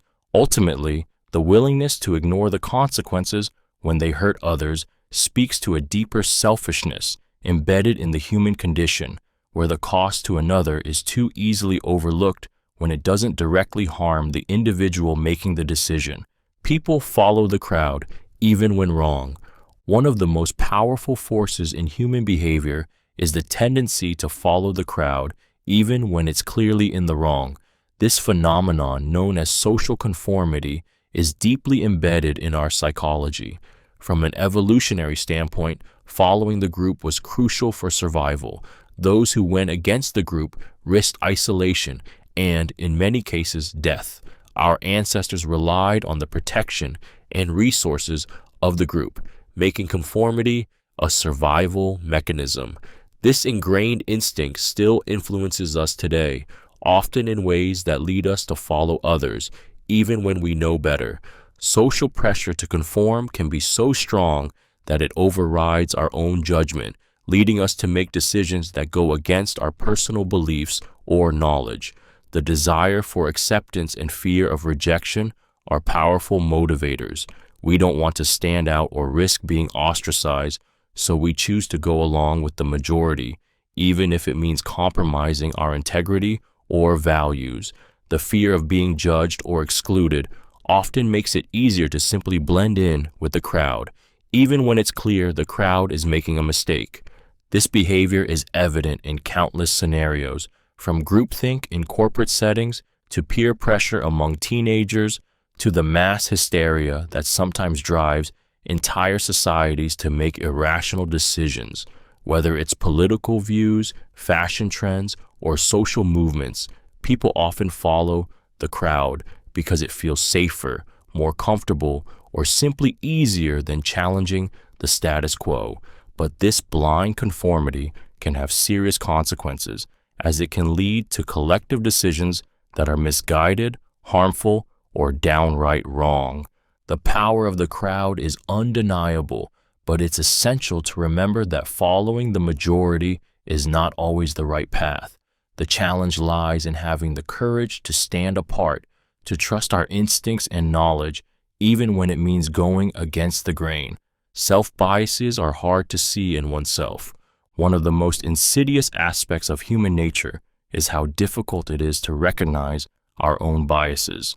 While we may be quick to identify bias in others, we often remain blind to the ones we carry ourselves. This is because self-bias is deeply ingrained in our worldview, woven into the fabric of our identity, making it nearly impossible to see objectively. We all hold a mirror to the world that reflects what we already believe, and as a result, we tend to filter out anything that challenges those beliefs. This bias isn't necessarily intentional. It's a result of how our minds work. Our brains are designed to protect our self-image, creating a worldview that feels comfortable and consistent. Any information that conflicts with this image is often unconsciously dismissed or rationalized away. This can range from small cognitive biases, like the tendency to remember information that supports our views, to deeper biases that shape how we see others, from their competence to their worth. For instance, when we succeed, we tend to attribute it to our own abilities and hard work, while failure is often blamed on external factors like bad luck or others' actions. This blind spot in recognizing our biases can lead to poor decision-making, missed opportunities for personal growth, and a failure to connect meaningfully with others. Self-biases affect our relationships, careers, and personal happiness, as we may surround ourselves with people who mirror our views, reinforcing our biases rather than challenging them. Over time, this makes it harder to accept differing perspectives, stifling our capacity for empathy, growth, and understanding. What's even more frustrating is that this bias is often invisible to us. The more we believe we are unbiased, the stronger our biases can become. Recognizing this in ourselves requires deep introspection, humility, and a willingness to confront the uncomfortable truth. We all see the world through distorted lenses, shaped by biases we don't fully understand. People trust authority more than evidence. One of the most unsettling truths about human nature is our tendency to trust authority figures more than we trust actual evidence. Whether it's a leader, an expert, or a figure of influence, we have an inherent bias that makes us more likely to accept their words without question, even when the evidence may contradict them. This phenomenon is deeply rooted in human psychology and social structures, where authority is seen as a source of truth and security, often overshadowing critical analysis and factual evidence. Historically, humans have depended on authority figures, elders, kings, religious leaders, experts, to provide guidance and make decisions for the collective good. This reliance on authority was once essential for survival, particularly in times when knowledge was scarce, and trust in leaders helped maintain social order.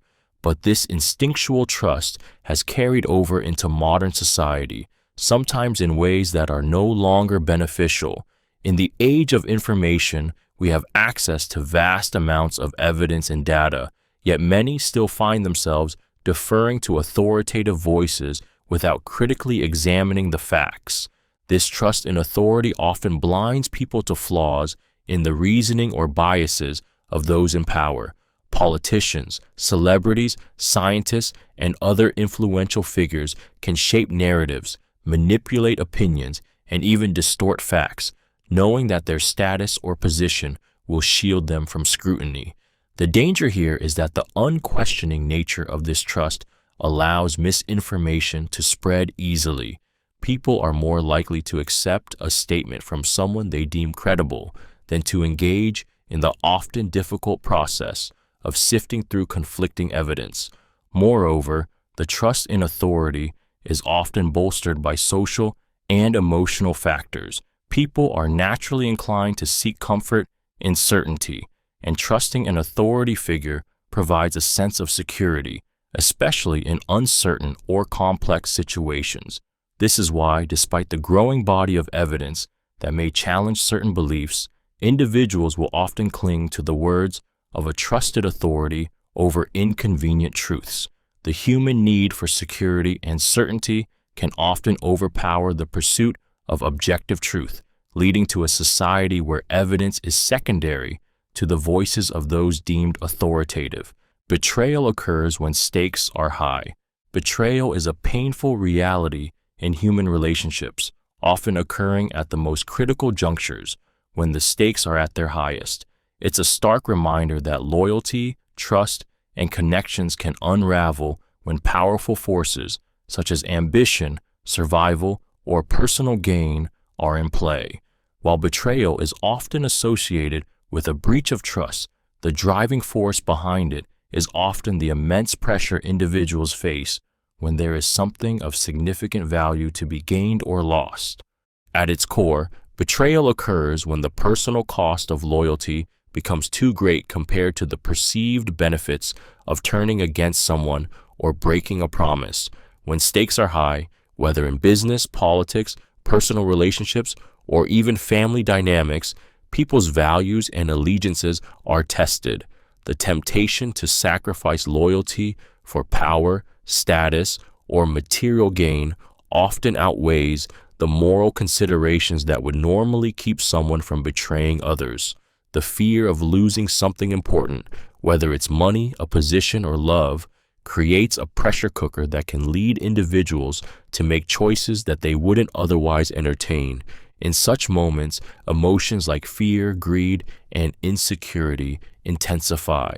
For instance, in a business environment, an individual might betray a colleague or partner to secure a promotion or financial reward. In relationships, a person might betray a partner to secure a future with someone else, often rationalizing the act as necessary for their personal survival or success. These justifications are rooted in the idea that the benefits of betrayal are worth more than the long-term consequences, including the loss of trust or the irreparable damage caused to relationships. What's deeply unsettling about betrayal in high-stakes situations is that it reveals the fragile nature of trust. People who have invested significant time, emotion, or resources in a relationship may be blindsided when betrayal strikes, especially when it comes from someone they believe to be a close ally. Betrayal forces us to confront the uncomfortable reality that when survival or success is on the line, even the closest connections can be severed in favor of personal gain. This harsh truth about human nature reflects the complex and often selfish impulses that emerge when the stakes are at their highest. Impulse often drives decisions over logic. At the heart of human behavior lies a compelling truth. Impulse often trumps reason. In a world filled with constant distractions, emotions, and instant gratification, many of our decisions are driven by quick, emotional reactions rather than thoughtful analysis. The brain, in its primal state, is wired for fast, automatic responses to immediate stimuli, and this instinctual behavior often overshadows more rational, logical thought processes. Impulse is powerful because it offers immediate satisfaction or relief. Whether it's a sudden urge to purchase something, speak out in anger, or react impulsively in a social setting, these decisions are often rooted in emotion and a desire for instant gratification. When we experience an emotional trigger, such as excitement, stress, or fear, the brain signals us to act quickly. This system served our ancestors well in situations of immediate danger or need, but in today's modern world, it often leads to poor decision-making. When we act impulsively, we bypass critical thinking, ignoring long-term consequences and focusing solely on short-term rewards. This is why we indulge in things like overspending, overeating, or lashing out in the heat of the moment. Even when we know better, impulse can lead us to make decisions that contradict our best interests or values. It's an emotional knee-jerk reaction that gives us quick relief, but often leaves us regretting the consequences. The issue lies in how the modern world constantly stimulates our impulses. Social media, advertisements, and even our fast-paced daily lives are designed to trigger our immediate desires, making it harder to pause, reflect, and choose thoughtfully. Logic, which requires time and deliberate thought, is often drowned out by the louder, more urgent demands of our impulses. To counteract this tendency, it's crucial to cultivate self-awareness and emotional control.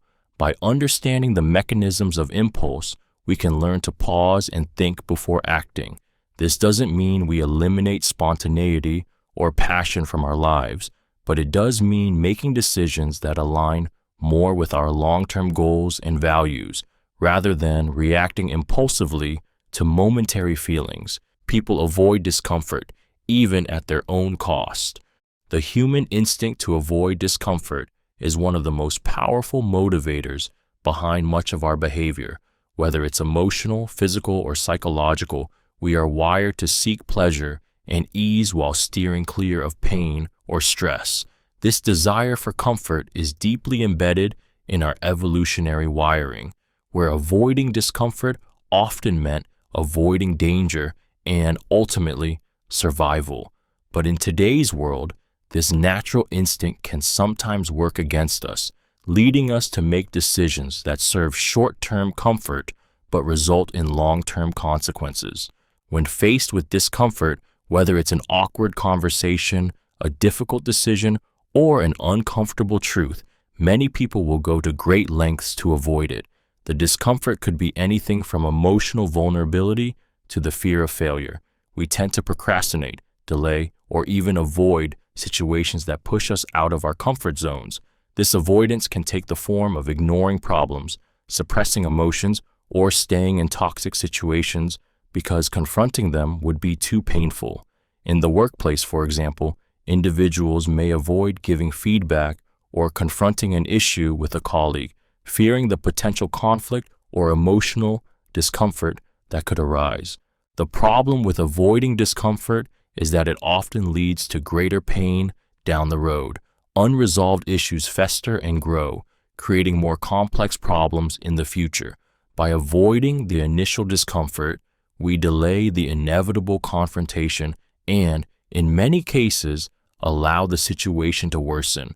The longer we delay, the harder it becomes to address, creating a cycle of avoidance that costs us more over time. This pattern can also manifest in personal growth. The desire to avoid the discomfort of change, uncertainty, or the effort required to learn new things can stunt progress. People may remain stuck in unfulfilling jobs, unhealthy relationships, or poor habits because the discomfort of making a change feels like too much to handle, even though that change could lead to a more fulfilling life. This fear of discomfort ultimately keeps many people trapped in mediocrity, stuck in patterns that are easy but unfulfilling. While the instinct to avoid discomfort is natural, it's essential to recognize when it's holding us back.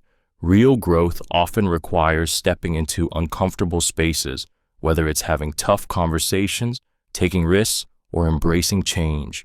In the long run, it is often through confronting discomfort head-on that we achieve personal growth, success, and deeper fulfillment. However, until we acknowledge how powerful our desire to avoid discomfort is, we remain trapped by it, paying the price for our avoidance in ways that only become apparent much later. Novelty is craved, but only within comfort. Humans have an innate attraction to novelty. The allure of new experiences, new ideas, and new environments is deeply embedded in our psyche. From the excitement of trying a new restaurant to the thrill of exploring a foreign city, novelty sparks curiosity and feeds our desire for stimulation. It provides a sense of adventure and enriches our lives, breaking the monotony of routine. However, while novelty is highly appealing, it comes with an important caveat. It is only truly desired when it exists within the bounds of comfort. The paradox lies in the fact that people crave change, but only to a degree that doesn't threaten their sense of security. We want new experiences, but we don't want them to disrupt our daily life too much. People are naturally inclined to seek excitement and growth, but only if it doesn't push them too far out of their comfort zones. This explains why many individuals, despite desiring change or improvement, will often stick to familiar routines or environments, as these provide the reassurance and stability they need.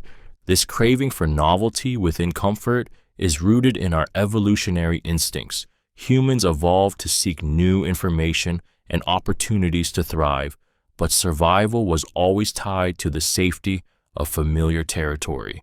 So while the mind may yearn for newness, it's often the instinct for self-preservation that limits how much novelty people are willing to embrace.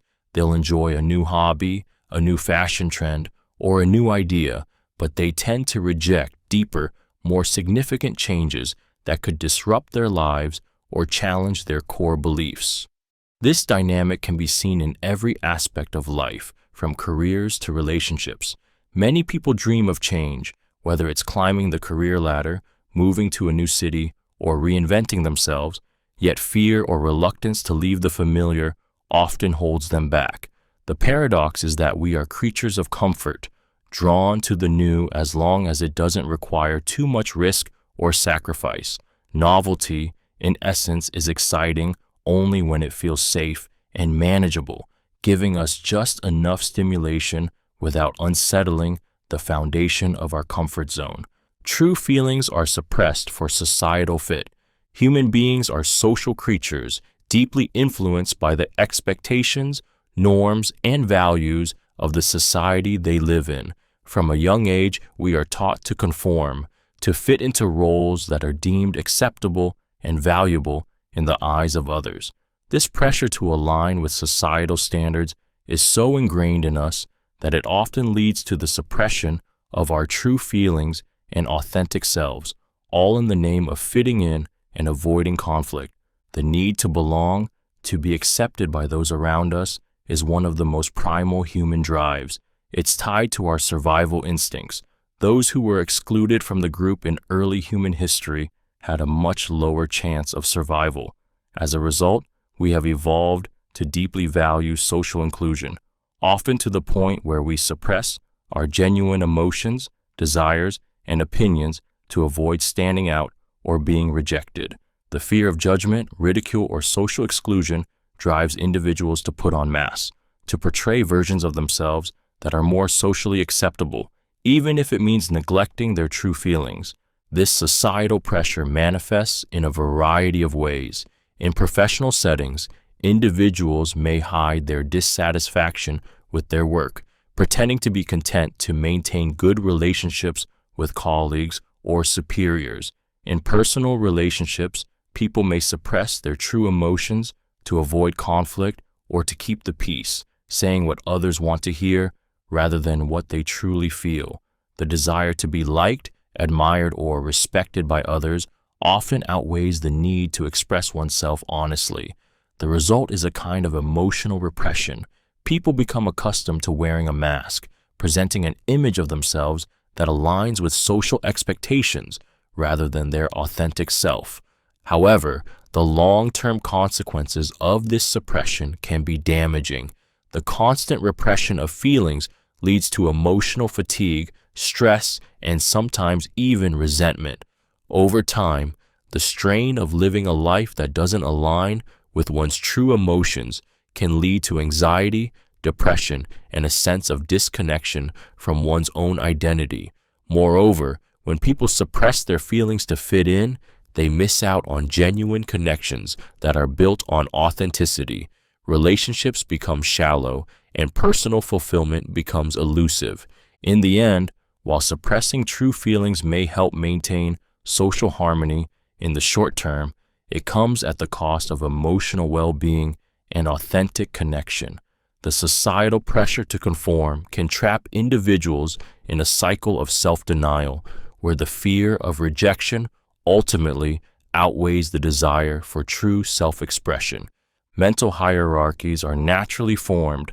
At the core of human nature lies an undeniable truth. Mental hierarchies are instinctively created. From an early age, we begin to categorize people, ideas, and situations in terms of value and importance, creating mental systems of ranking and order. This process is not always conscious, nor is it always based on rational thought, but it is deeply ingrained in the way our minds function.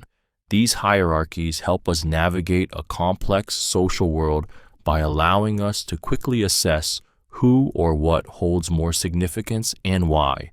Humans have always lived in social groups, and throughout history, these groups have had leaders, followers, and various positions of influence. This inherent need to categorize and rank extends far beyond the workplace or formal institutions. It is embedded in everyday interactions. For example, when we meet someone new, we instinctively assess their social status, authority, or influence based on factors like appearance, confidence, or the way they speak. We do the same with ideas, beliefs, and even objects, assigning them value based on how they align with our personal or societal preferences. This ranking allows us to process information quickly and make decisions based on the perceived importance of what's in front of us.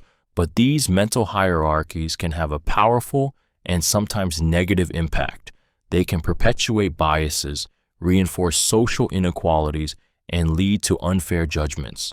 When we place someone higher or lower on the mental scale, it influences how we treat them, how we listen to them, and how we value their contributions. The person at the top of our mental hierarchy may receive more respect and attention, while the one at the bottom may be overlooked or undervalued. In professional settings, this hierarchy is even more pronounced.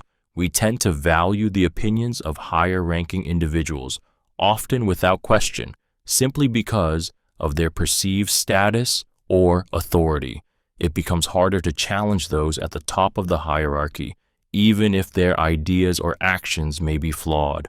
This can stifle creativity and critical thinking, as subordinates are conditioned to defer to higher-ups, even when they possess ideas that could improve a situation.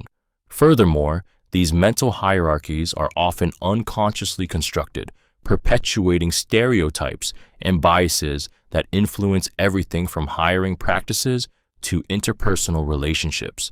People in positions of power or higher status are often perceived as more competent or capable, even when that perception is not rooted in reality.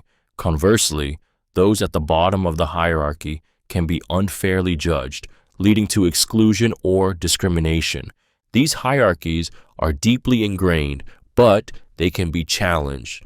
By becoming aware of the mental frameworks that drive our thinking, we can begin to question the value we assign to individuals or ideas. Understanding that we naturally form these hierarchies allows us to actively dismantle them, creating a more equitable and open-minded approach to how we interact with the world. Loneliness is feared more than bad company. At the core of human nature lies a powerful, often subconscious, fear of loneliness. This fear can drive people to make decisions and form connections that, on the surface, seem irrational or unhealthy. The emotional pain of being alone, feeling disconnected, or being excluded from social groups often feels more unbearable than the discomfort that can come from bad company. This fear of isolation is deeply rooted in our evolutionary survival mechanisms, where being part of a group was crucial for safety, resources, and protection. In modern society, this fear manifests in various ways. Many people stay in toxic relationships, tolerate unhealthy friendships, or keep themselves surrounded by individuals who drain them emotionally simply to avoid the void of loneliness. It's easier to endure bad company than to face the perceived emptiness of being alone. The discomfort of conflict, judgment, or emotional neglect may seem less threatening than the despair that can come with solitude. Even in friendships or partnerships where respect and affection are lacking, people often choose to stay involved, convincing themselves that the alternative, being alone, is far worse. The fear of loneliness also drives people to seek validation, attention, or superficial connections. Social media, for example, plays on this fear, where people often feel the need to constantly stay connected, even if those connections are shallow.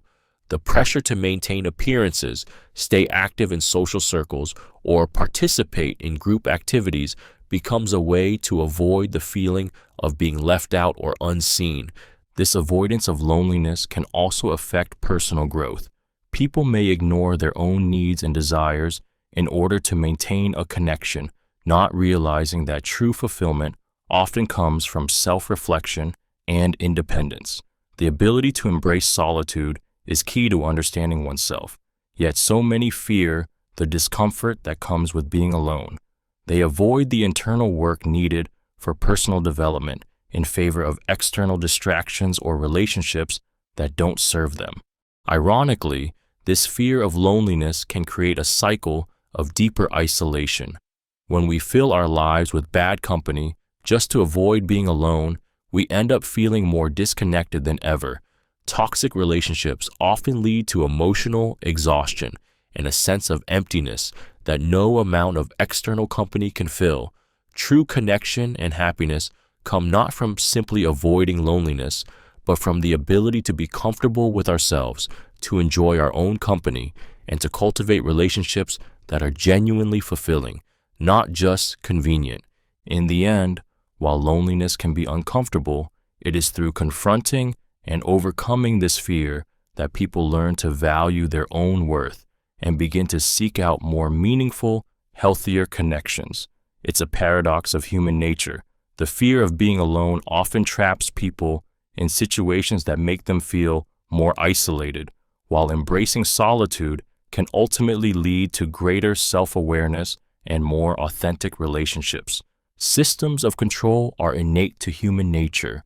At the core of human society lies an undeniable truth. Systems of control are built into the very fabric of human nature. From the smallest family structure to the largest political institutions, humans have an intrinsic need to create systems that govern behavior, regulate interactions, and establish authority. These systems, whether formal or informal, are designed to manage resources, maintain order, and ensure survival, but they also serve deeper psychological and social needs. Historically, early human societies were built around rigid structures of control, often enforced by authority figures, whether they were tribal leaders, kings, or religious figures. These systems were necessary for maintaining cohesion and order within groups. Survival was tied to cooperation and following rules that kept individuals aligned with group goals. As societies evolved, these control mechanisms became more complex, institutionalized, and systematized, eventually becoming the governments, corporations, and social norms we know today. But despite their outward sophistication, these systems are merely extensions of a basic human instinct, the need to create and maintain order. Humans are not just social beings, they are also hierarchical creatures. The need for structure comes from an innate drive to organize, rank, and regulate. From childhood, individuals learn to follow rules set by their parents, teachers, and society. These rules are often internalized and become subconscious, guiding behavior even when external forces are not present. People crave stability, predictability, and safety, and control systems provide that security. Whether it's the rule of law, the workplace hierarchy, or the roles within a family, these systems help individuals navigate the complexities of social life. Furthermore, the desire for control is not limited to those who hold power. Even the powerless often create systems of control within their own lives to maintain a sense of order and predictability. People tend to seek out routines, rituals, and structures that give them control over their environment and their actions. This behavior is not just about controlling others, it is often about self-regulation and creating a semblance of order in a world that is inherently unpredictable. As much as these systems can bring order, they can also be stifling. They can limit freedom, perpetuate inequality, and suppress individuality. However, the human propensity for creating and adhering to control systems persists because, at their core, they offer a sense of safety and belonging. These systems, whether benign or oppressive, are fundamental to how humans interact with each other and with the world. They are woven into our social DNA, a testament to the deep-seated need for structure and governance in every facet of life. Status drives harmful actions. The pursuit of status is a driving force in human behavior, often influencing decisions in ways that can lead to harmful, even destructive actions.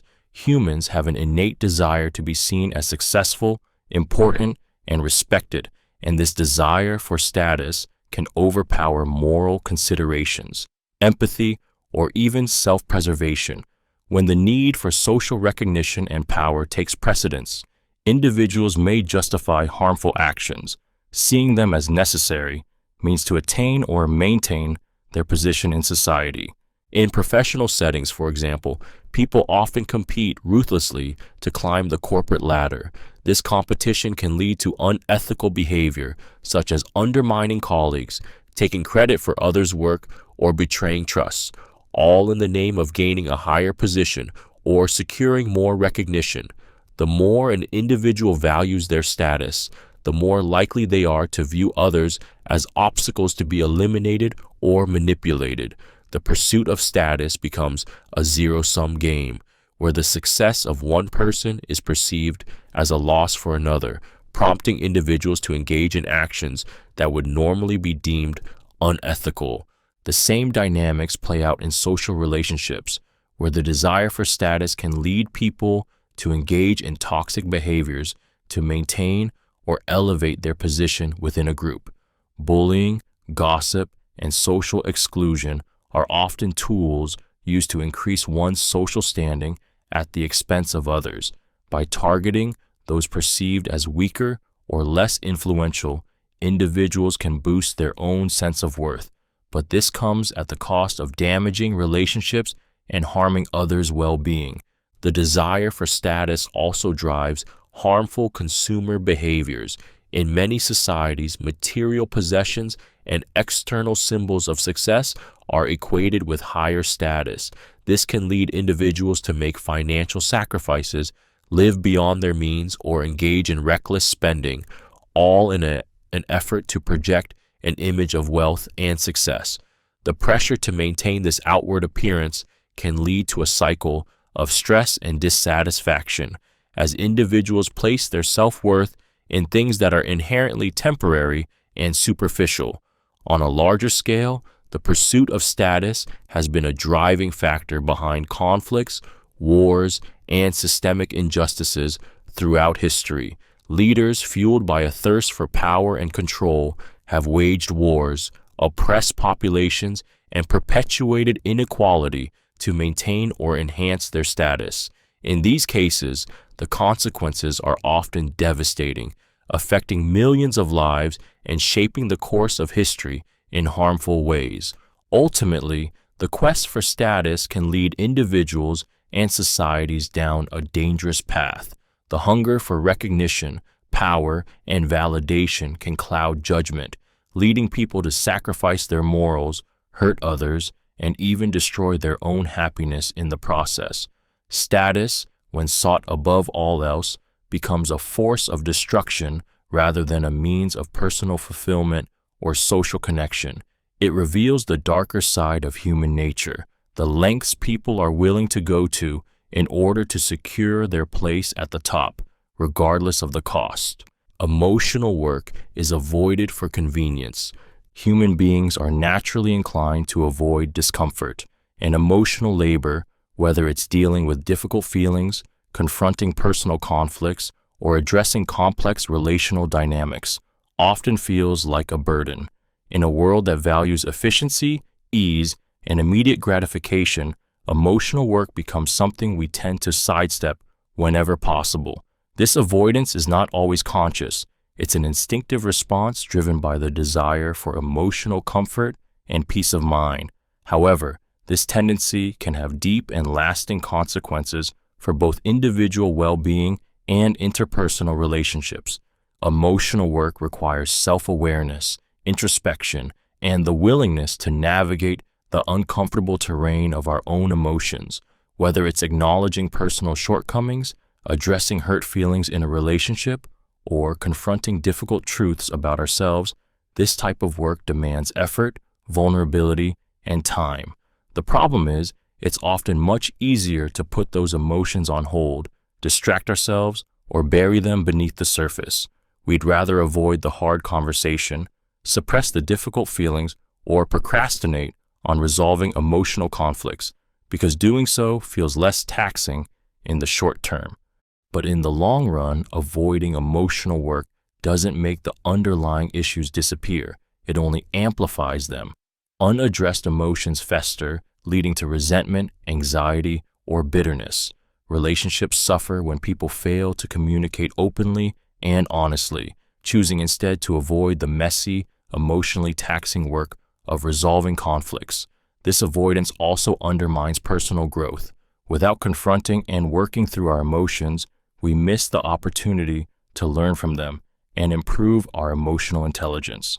In professional settings, emotional work is often dismissed as soft or unnecessary, leading to toxic work environments where people avoid dealing with interpersonal issues or emotional stress. Managers and colleagues may ignore the emotional well-being of others, focusing solely on productivity, not realizing that unresolved emotional turmoil can lead to burnout, disengagement, or interpersonal friction. At the societal level, there's often a stigma around emotional work. It's seen as a weakness or something that should be done privately, away from the public eye. However, this only perpetuates the cycle of emotional suppression. The truth is, emotional work is crucial for healthy, fulfilling relationships, both personally and professionally. By learning to engage with our emotions in a constructive way, we can create environments where individuals feel supported, valued, and understood. This doesn't mean avoiding difficult emotions or pretending everything is fine when it's not.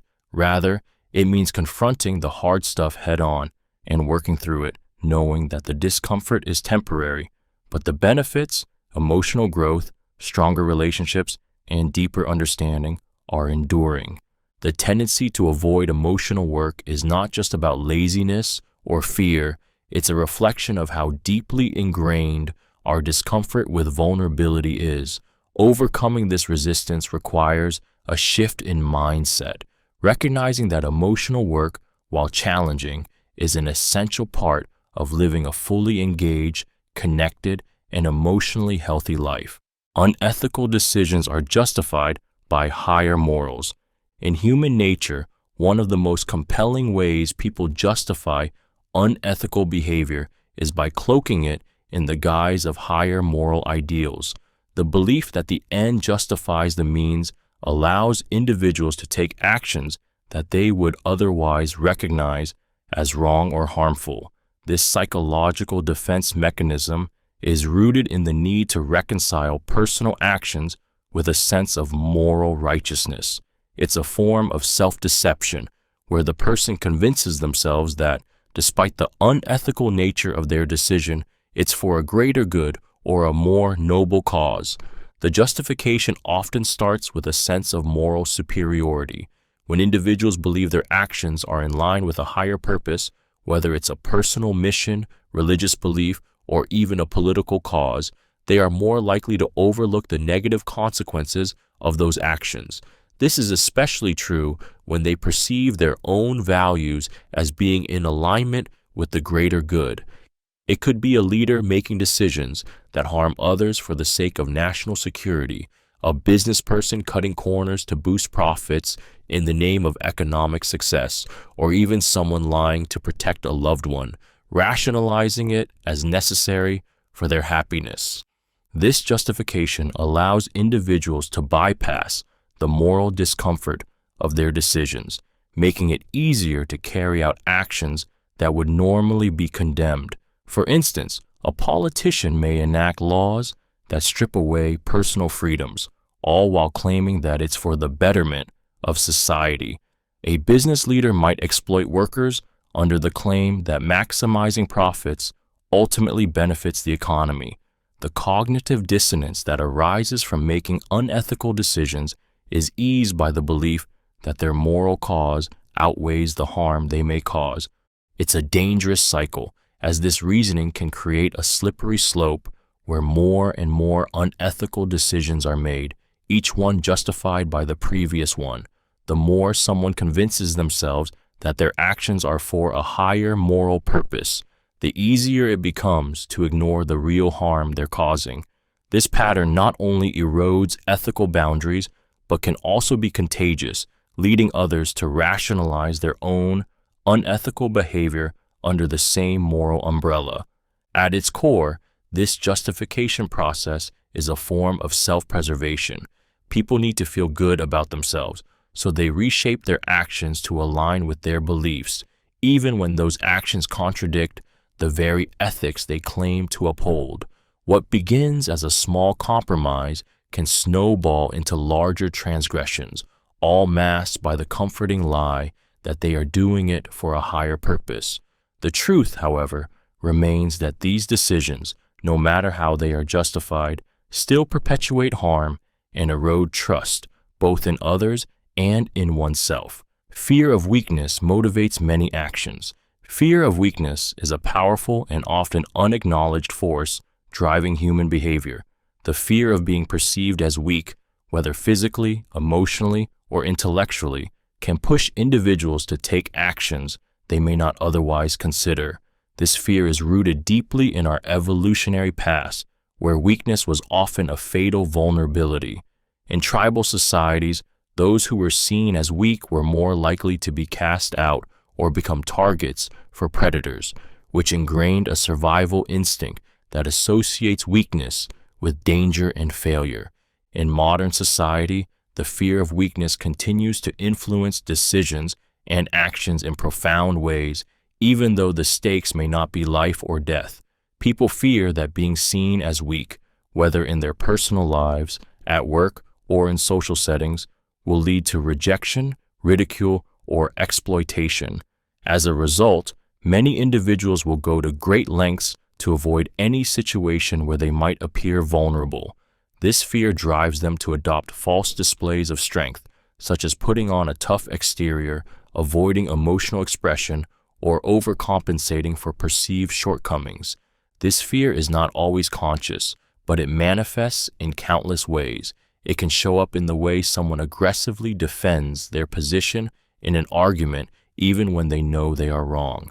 It can be seen in the person who works tirelessly to achieve success or material wealth, not just for personal satisfaction, but to avoid being seen as weak or unsuccessful. It can drive the desire to constantly prove oneself, to accumulate power, or to stay in control of every situation, even when that control is not necessary. In relationships, the fear of weakness can create emotional walls. People may avoid expressing vulnerability, fearing that to do so would make them seem weak or needy. The result is often a cycle of emotional isolation, as individuals try to maintain an image of strength by shutting out the very connections that could provide comfort and support. This fear is also prevalent in the workplace. Individuals might refuse to ask for help, take on more than they can handle, or mask their insecurities with overconfidence, all because they fear that acknowledging weakness would diminish their status or influence. Ironically, this constant drive to appear strong can lead to burnout, stress, and dissatisfaction as individuals struggle to maintain an image that is often far removed from their true feelings or limitations. Ultimately, the fear of weakness is a double-edged sword. While it can drive people to achieve greatness, it also creates a deep inner conflict. The need to appear strong at all costs can lead to emotional, psychological, and even physical exhaustion.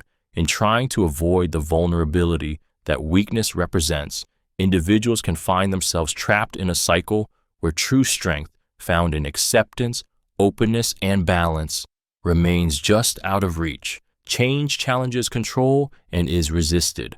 Change is one of the most powerful forces in life, yet it is also one of the most resisted. At its core, change threatens control, and control is something humans crave deeply. Control provides comfort, safety, and predictability. It allows us to anticipate outcomes and feel secure in our environment. Change, however, introduces uncertainty, forcing us to relinquish our grip on what we know. This uncertainty stirs up deep-seated fear, triggering a psychological resistance to anything that might disrupt the status quo. People resist change because it forces them to confront the unknown. Whether in personal habits, relationships, or work environments, the prospect of change often feels like a loss of control, like being thrust into chaos. Even when the change is necessary or potentially beneficial, the anxiety of what might happen keeps people locked in familiar patterns. The mind prefers the devil it knows to the uncertainty of a new path, even if that path leads to greater growth or happiness. This resistance to change is an emotional defense mechanism meant to shield the psyche from the discomfort of the unfamiliar. This dynamic is especially evident in workplaces and social settings, where innovation or new ideas are met with skepticism or outright opposition. People fear losing their position, relevance, or comfort, and in response, they dig in their heels, resisting the very thing that could propel them forward. The more someone's sense of control is tied to the current state of affairs, the harder it becomes to embrace change.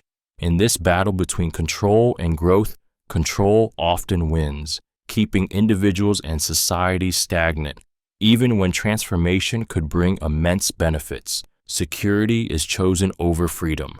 At the heart of human decision-making lies a powerful tension, the choice between security and freedom. Time and again, when faced with the possibility of personal freedom or the certainty of security, people often choose the comfort of security. This choice is driven by an innate desire for stability, safety, and the assurance that life will unfold predictably. Security provides a shield against the unknown, offering a sense of control in a world that can be chaotic and unpredictable. In contrast, freedom, while exciting and full of potential, often comes with uncertainty, risk, and the unknown. This preference for security over freedom can be seen in many areas of life. In personal relationships, people may choose the safety of a stable, predictable relationship, even if it lacks passion or excitement, over the uncertain potential of pursuing an unknown connection that could bring true fulfillment. In work, individuals may remain in unfulfilling jobs, drawn to the certainty of a steady paycheck and job security, even when they feel trapped in a role that stifles their growth or happiness. Societies, too, often prioritize security, especially in times of crisis or fear. Governments can use the promise of safety to justify restrictions on personal freedoms, and people, in turn, accept these restrictions, choosing the comfort of order over the volatility that comes with freedom. This trade-off reflects a deep-seated fear of instability. People are willing to relinquish their autonomy, even if only partially, in exchange for the protection of their well-being.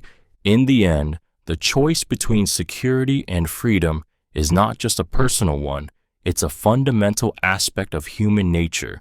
The desire for safety often outweighs the thirst for independence, leading individuals and societies alike to settle for the comfort of control over the uncertainty of liberation. Conflict is avoided, even at moral cost. The desire to avoid conflict is so deeply ingrained in human nature that it often overrides our moral compass. From a young age, we are taught to maintain harmony, to keep the peace, and to avoid confrontation at all costs. This cultural conditioning shapes how we navigate the world, and in many cases, it leads us to sacrifice our values, integrity, and even our principles just to sidestep uncomfortable situations. The fear of conflict, whether it's a disagreement with a colleague, a confrontation with a loved one, or challenging an unjust system, becomes so overwhelming that it feels easier to ignore the truth than to face the potential fallout of speaking up. At its core, avoiding conflict is an instinctive response to fear, the fear of rejection, judgment, or the breakdown of relationships. This fear often leads people to suppress their true feelings or opinions in favor of maintaining peace, even when silence comes at the cost of justice or personal growth. It's easier to go along with something that feels wrong than to rock the boat and risk alienating others or causing discomfort. Over time, this becomes a habit where the avoidance of conflict becomes more important than standing up for what's right. In extreme cases, people justify unethical behavior or turn a blind eye to injustice simply to avoid the discomfort of confrontation. They might ignore harmful practices in the workplace, condone toxic relationships, or even fail to act when they witness wrongdoing, all because the personal cost of conflict feels too high. This deep-seated fear of conflict traps individuals in a cycle of inaction, where the pursuit of peace comes at the expense of morality and integrity. The result is a world where the truth often remains unspoken, and the silent approval of wrong persists because people are unwilling to face the discomfort of confrontation. People condemn others instead of themselves. One of the most pervasive tendencies in human nature is the inclination to condemn others rather than reflect on one's own faults. It's a psychological defense mechanism, an attempt to protect one's self-image and avoid the uncomfortable confrontation with personal shortcomings. Instead of turning the mirror inward and facing the painful truths about themselves, people are often quick to point the finger at others, casting blame and finding fault in external circumstances. This behavior stems from a deep need to maintain a sense of superiority and moral integrity. By condemning others, individuals can elevate themselves in comparison. It's easier to focus on the flaws and mistakes of others, especially those who are visibly different or who challenge our worldview. This outward judgment allows people to distance themselves from their own potential guilt or inadequacies. If someone else is at fault, then there's no need to question one's own actions or beliefs. The tendency to blame others instead of acknowledging one's own role in a situation is rooted in the ego's desire to preserve its sense of righteousness. It's uncomfortable to admit when we're wrong, when we failed, or when we've contributed to negative outcomes. So, the mind seeks refuge in judgment, pointing out others' failures, flaws, and misdeeds as a way to deflect attention from our own. This dynamic plays out in everything from personal relationships to societal issues. In conflicts, it's often easier to accuse someone of being in the wrong than to confront one's own biases, mistakes, or actions that may have led to the situation.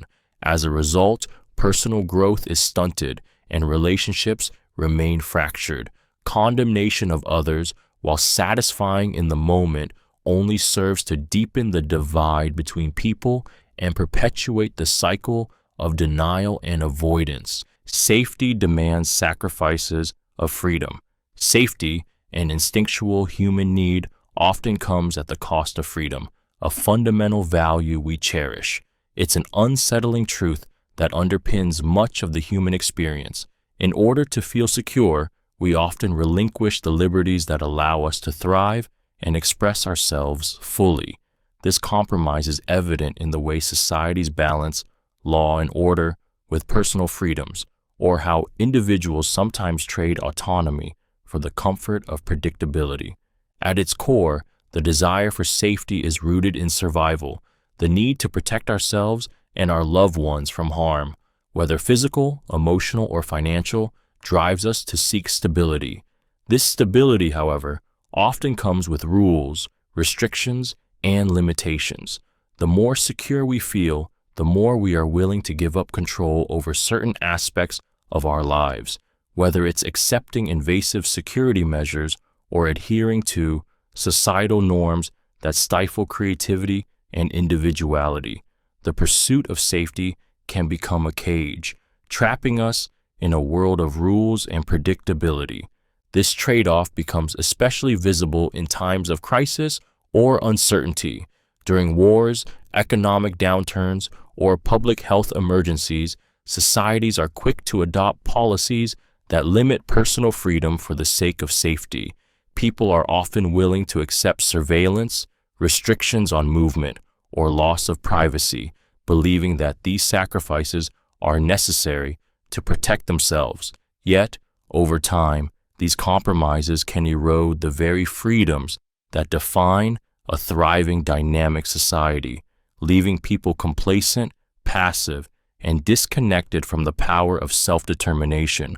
The more we seek security, the more we lose the freedom that makes us feel alive. Consequences are ignored until too late. One of the most pervasive and dangerous traits of human nature is our tendency to ignore consequences until it's too late. In the heat of the moment, the immediate gratification of our desires often overshadows the long-term effects of our actions. Whether it's indulging in unhealthy habits, procrastinating on important tasks, or making impulsive decisions, the future consequences seem distant and abstract. It's as if our minds are wired to focus on the present moment, to prioritize short-term satisfaction over long-term well-being, even when we know the consequences may be severe. This tendency to disregard the future can be seen in many aspects of life. People often make financial decisions that feel good in the moment, spending beyond their means, indulging in luxuries they can't afford, only to face financial ruin when the bills pile up. In personal relationships, individuals may act out of frustration or anger, choosing to lash out or keep silent when communication is needed, only to regret their actions later when the relationship is damaged beyond repair. Even in the workplace, employees may procrastinate on projects, ignoring deadlines, only to scramble at the last minute, producing subpar work. The key to this behavior lies in human psychology. Our brains are wired to seek immediate rewards and avoid discomfort, while the potential consequences, pain, regret, loss, seem like distant, abstract threats. It's only when those consequences finally come to fruition that we are forced to confront the reality of our actions. Unfortunately, by then, it's often too late to undo the damage. The impact of our choices is felt too strongly to be ignored, and we're left dealing with the aftermath of our inability to acknowledge the consequences in the moment. This pattern of procrastination, avoidance, and neglect is a recurring cycle in human behavior, where the price of ignoring consequences becomes painfully clear only when it's too late to change course. Vengeance often trumps forgiveness. In the face of betrayal or harm, the desire for vengeance can overwhelm the natural human instinct to forgive. While forgiveness is often hailed as a moral virtue, vengeance is a primal emotional response rooted in the need for justice, retribution, and the restoration of personal dignity. The desire to make someone pay for the pain they cause can feel more satisfying than the act of letting go and moving on. When wronged, people crave a sense of balance, an eye for an eye, where the scales of fairness are tipped back in their favor, even if it means engaging in actions that might cause further harm. The pull of vengeance is strong because it taps into deep emotions like anger, hurt, and humiliation. These emotions cloud judgment and fuel a desire for the wrongdoer to experience the same pain or suffering they inflicted. Forgiveness, on the other hand, requires strength, vulnerability, and the willingness to release the hold that the past has on you. It demands a level of emotional maturity that not everyone can muster, especially when the wound is fresh. In many situations, the pursuit of vengeance feels like regaining control. It can serve as a way to restore one's sense of power, even if that power comes at the expense of peace. The act of forgiving, however, often feels like an abdication of that control, leaving the person vulnerable and exposed. As a result, vengeance becomes a more appealing option, offering immediate emotional relief, even if that relief is short-lived. The cycle of revenge continues, perpetuating anger and pain, while forgiveness is often sidelined, seen as too difficult or too passive. The truth is that vengeance often provides a false sense of justice, trapping people in a cycle of resentment and bitterness, where real healing remains elusive. Fear drives most actions, not care. At the heart of human motivation lies an uncomfortable truth. Fear, more than care or compassion, often dictates the choices people make. While we like to believe that our actions are driven by love, kindness, or concern for others, the reality is that fear of failure, fear of rejection, fear of the unknown, often takes the lead. This fear is not just about physical danger, but also about emotional and psychological survival. It's a force that shapes decisions in subtle yet powerful ways, pushing individuals toward actions that ensure they stay safe, secure, and validated, even if it means sacrificing authenticity or well-being. People are wired to avoid discomfort and risk. Fear of loss, whether it's a job, a relationship, or status, makes people cling to what they know, even if it isn't fulfilling or meaningful. Fear of judgment causes individuals to mask their true selves, presenting a version that aligns with societal expectations. The fear of looking weak, of being perceived as incapable or unworthy, keeps people in cycles of unhealthy competition and self-promotion, driven by the need to prove their value to others, rather than acting out of genuine care or personal fulfillment. In social dynamics, this fear manifests in the pressure to conform, to fit in, to say what others want to hear, rather than being true to one's feelings or beliefs. People often avoid conflict, not because they care about maintaining peace, but because the fear of confrontation feels unbearable, even in moments that should inspire selflessness, helping others, for instance. Fear often influences motivations. Fear of being seen as inadequate or uncaring can drive people to act out of obligation rather than genuine concern. The overwhelming presence of fear in decision-making prevents individuals from pursuing their true desires, from taking risks that could lead to growth, or from cultivating authentic relationships. Fear keeps people in the familiar, the safe, the comfortable, even at the expense of deeper fulfillment or genuine connection. Ultimately, fear creates a life that is reactive rather than proactive, guided by the need to avoid pain rather than by the pursuit of joy or authenticity. Pain avoidance outweighs pleasure seeking. At the heart of human behavior lies a powerful, often unconscious drive, the instinct to avoid pain. While seeking pleasure and happiness is undeniably part of our nature, the desire to avoid discomfort, fear, or emotional pain often takes precedence over the pursuit of joy. This innate tendency is rooted in survival mechanisms. Throughout history, avoiding physical harm and emotional distress was key to staying alive. As a result, humans are hardwired to prioritize safety and comfort, even if it means sacrificing greater long-term rewards. This survival instinct manifests in many areas of life. People often choose security over adventure, routine over change, and the familiar over the unknown, simply because the fear of pain, whether physical or emotional, feels far more urgent than the promise of future pleasure. For example, someone might stay in a job they dislike, not because they fear the work itself, but because the pain of uncertainty or failure from leaving feels unbearable. In relationships, individuals may avoid confronting difficult truths or having uncomfortable conversations, choosing to maintain superficial harmony rather than risk emotional pain or conflict. Even in decisions about health and well-being, this tendency shows itself. People may resist taking actions that could lead to long-term benefits, such as exercising or following a healthier diet, because the immediate discomfort of change outweighs the potential pleasure of a healthier life. This deep-rooted fear of pain often leads to short-term decisions that offer immediate comfort but leave individuals feeling unfulfilled or stuck. In essence, humans are wired to dodge pain, even if doing so means forgoing opportunities for greater happiness. The quest to avoid suffering dominates the mind, influencing decisions, relationships, and choices in ways that often prevent growth, change, and true fulfillment.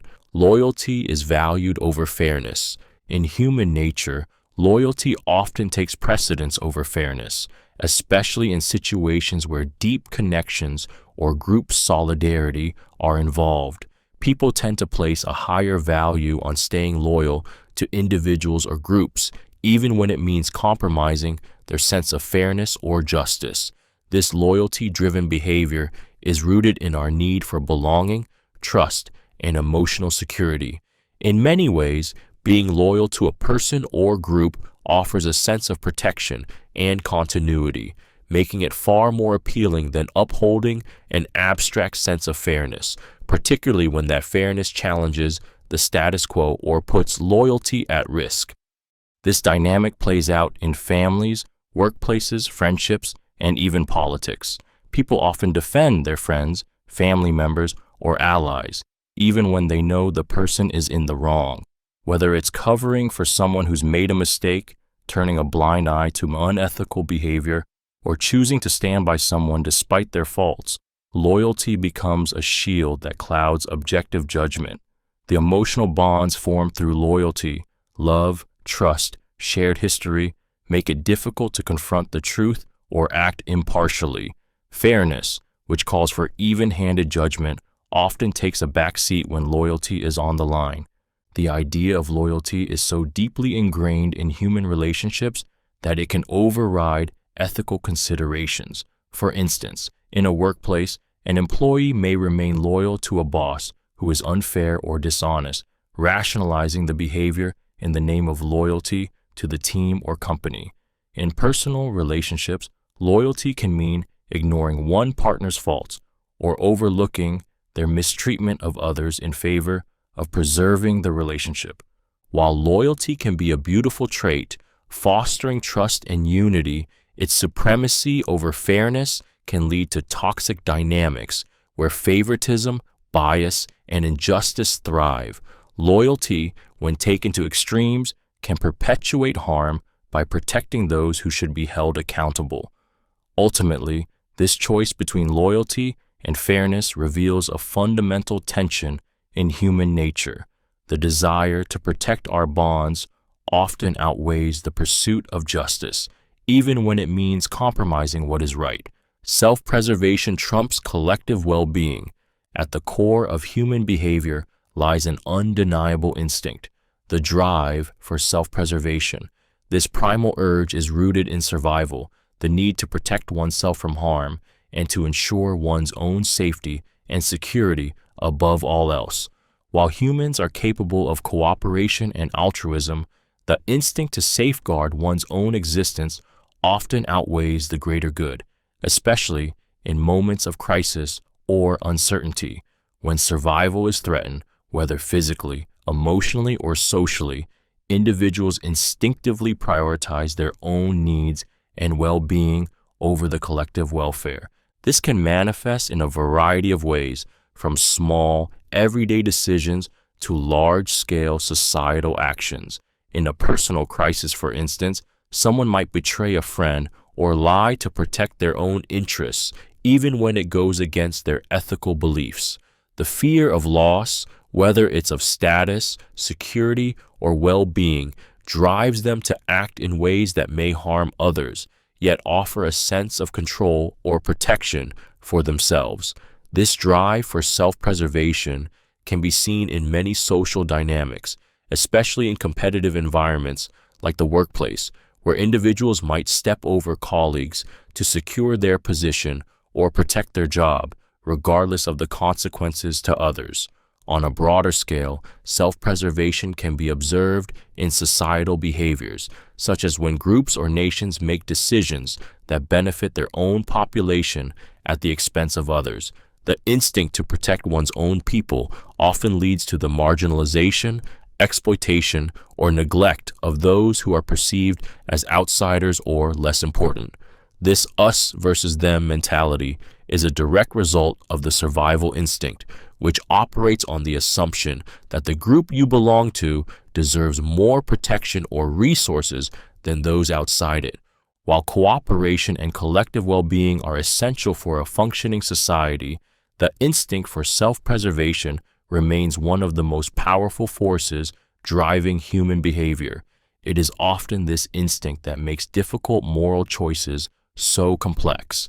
In moments of tension or fear, the drive to protect oneself, one's family, or one's community can push aside the consideration of others' needs, reinforcing the reality that, more often than not, self-preservation trumps collective well-being. This fundamental truth shapes not just individual actions, but also the broader social dynamics that govern human interaction. Rationalizing bad behavior helps avoid guilt, one of the most powerful mechanisms humans use to navigate the discomfort of their actions is rationalization. When faced with behaviors that go against their values or moral compass, individuals often engage in a process of justifying or explaining away their actions to avoid the emotional pain of guilt. Rather than confronting the truth of their behavior, people twist their own reasoning, often to the point of convincing themselves that what they did wasn't wrong, or at least not as wrong as it seems on the surface. This self-deception allows them to continue their lives without the burden of shame, guilt, or moral conflict. Rationalization works because it allows individuals to preserve their self-image. Most people want to believe they are good, ethical, and kind, so when their actions contradict that self-perception, the mind seeks a way to reconcile the two. For instance, someone who cuts corners at work might justify it by claiming the system is unfair or that they were just doing what everyone else was doing. A person who betrays a friend might rationalize it by convincing themselves that the friend deserved it, or that their actions were necessary for their own well-being.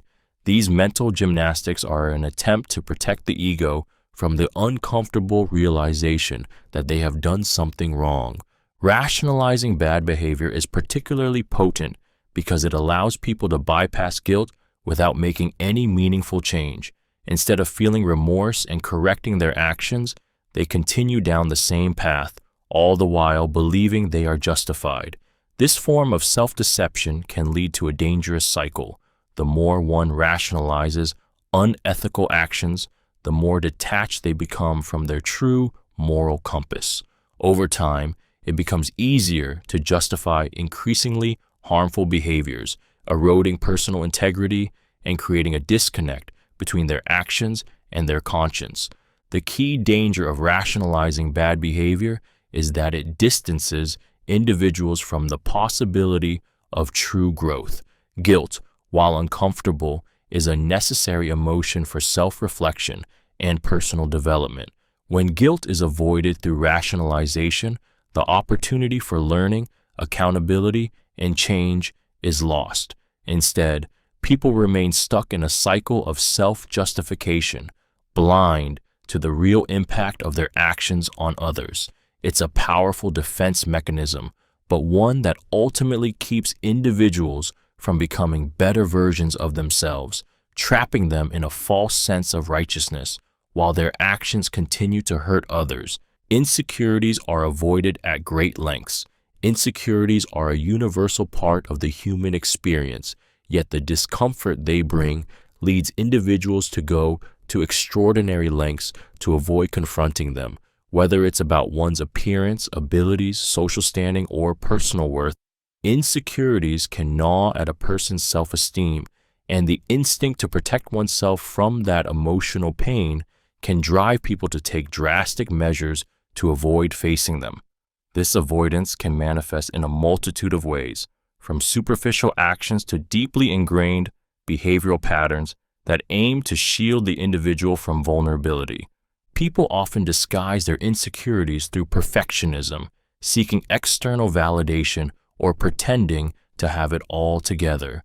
In professional settings, someone might overcompensate by constantly proving themselves, pushing harder and harder to gain recognition and avoid feelings of inadequacy.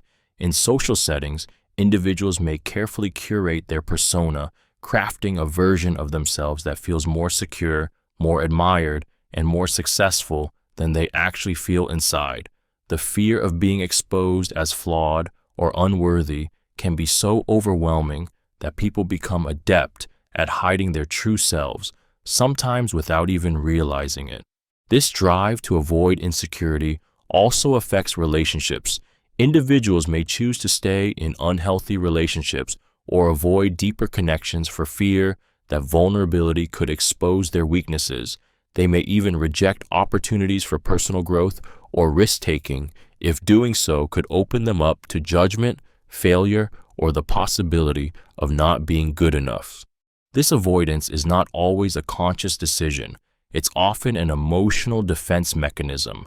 The fear of rejection or being perceived as flawed is so strong that it can keep individuals trapped in cycles of self-denial and superficiality. By avoiding their insecurities at all costs, they miss opportunities for authentic growth and connection. The irony is that by not confronting these insecurities, they only increase their power, making it harder to break free from the fear and self-doubt that hold them back. Control leads to counterproductive actions. The desire for control is a fundamental aspect of human nature. It stems from our need to feel secure, to manage our environment, and to avoid chaos. But ironically, the more we seek to control, the more likely it is that we will engage in counterproductive actions, actions that actually hinder our goals rather than help us achieve them. This paradox is driven by a deep-seated fear of uncertainty and a tendency to micromanage situations, people, and outcomes, all in an attempt to eliminate unpredictability. When we try to control too much, we inadvertently stifle creativity, growth, and flexibility. In work environments, for example, a manager who micromanages every aspect of their team's tasks may achieve short-term compliance, but over time, this behavior can erode trust, reduce morale, and discourage initiative. Instead of fostering a sense of autonomy and responsibility among team members, excessive control creates resentment and disengagement. The need for control can suffocate innovation and problem-solving, as people are afraid to make decisions or take risks without approval.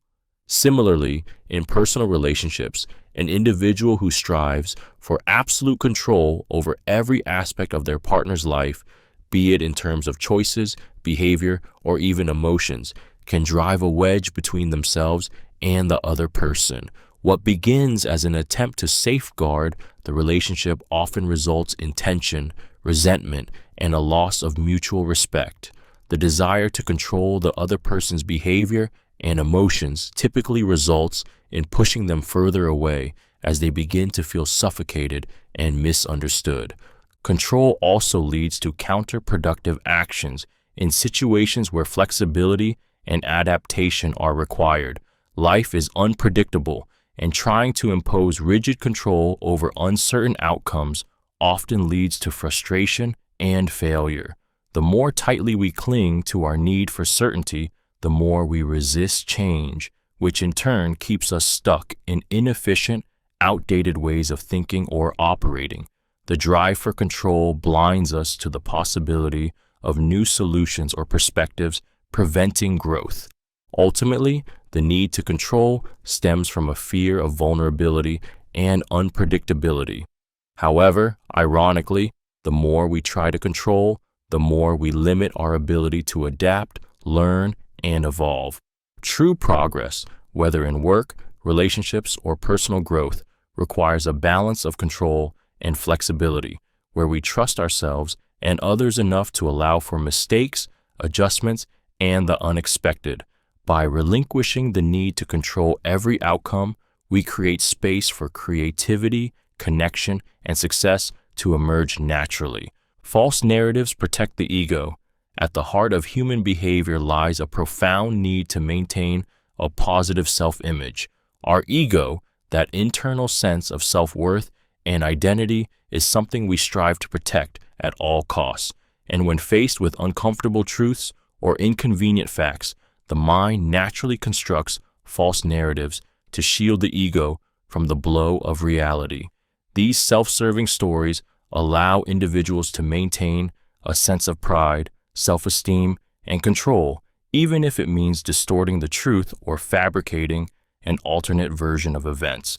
The creation of false narratives often begins as a defense mechanism, an automatic reaction to preserve one's sense of self. When someone's actions or beliefs are challenged, especially in ways that threaten their self-worth, the ego instinctively constructs a more flattering or comforting version of the story. For example, if a person fails in a project or relationship, they might attribute the failure to external factors like bad luck, others' incompetence, or circumstances beyond their control, rather than acknowledging their own mistakes or shortcomings. By doing so, they protect themselves from feelings of inadequacy or failure, keeping their self-image intact. This is also true in relationships, where individuals might create false narratives to avoid confronting their own faults. When someone feels criticized or rejected, they may tell themselves that the other person is at fault, or that the relationship wasn't meant to be, rather than acknowledging any contribution to the situation. The ego's need to preserve its sense of superiority or invulnerability can lead to the creation of elaborate stories that rationalize behaviors, beliefs, or actions that would otherwise be deemed flawed. False narratives aren't just about lying to others, they're primarily about lying to oneself. They offer an emotional buffer from the harsh truths that could threaten the ego's sense of stability. While this protective mechanism can offer temporary relief, it ultimately creates a disconnect between the real world and how one perceives it. By constantly weaving false narratives, individuals lose the ability to critically examine their own behavior and grow from their mistakes. Over time, these stories can lead to deeper self-deception, where the individual's version of reality becomes increasingly disconnected from what's actually true. The danger of false narratives is that they limit self-awareness and growth. People become trapped in these self-protective stories, unable or unwilling to confront the uncomfortable truths that could lead to personal development. In relationships, careers, and even personal development, the false narratives we create to protect the ego can ultimately prevent us from living authentically and achieving meaningful progress. The more we cling to these stories, the harder it becomes to accept our imperfections, make amends, or evolve.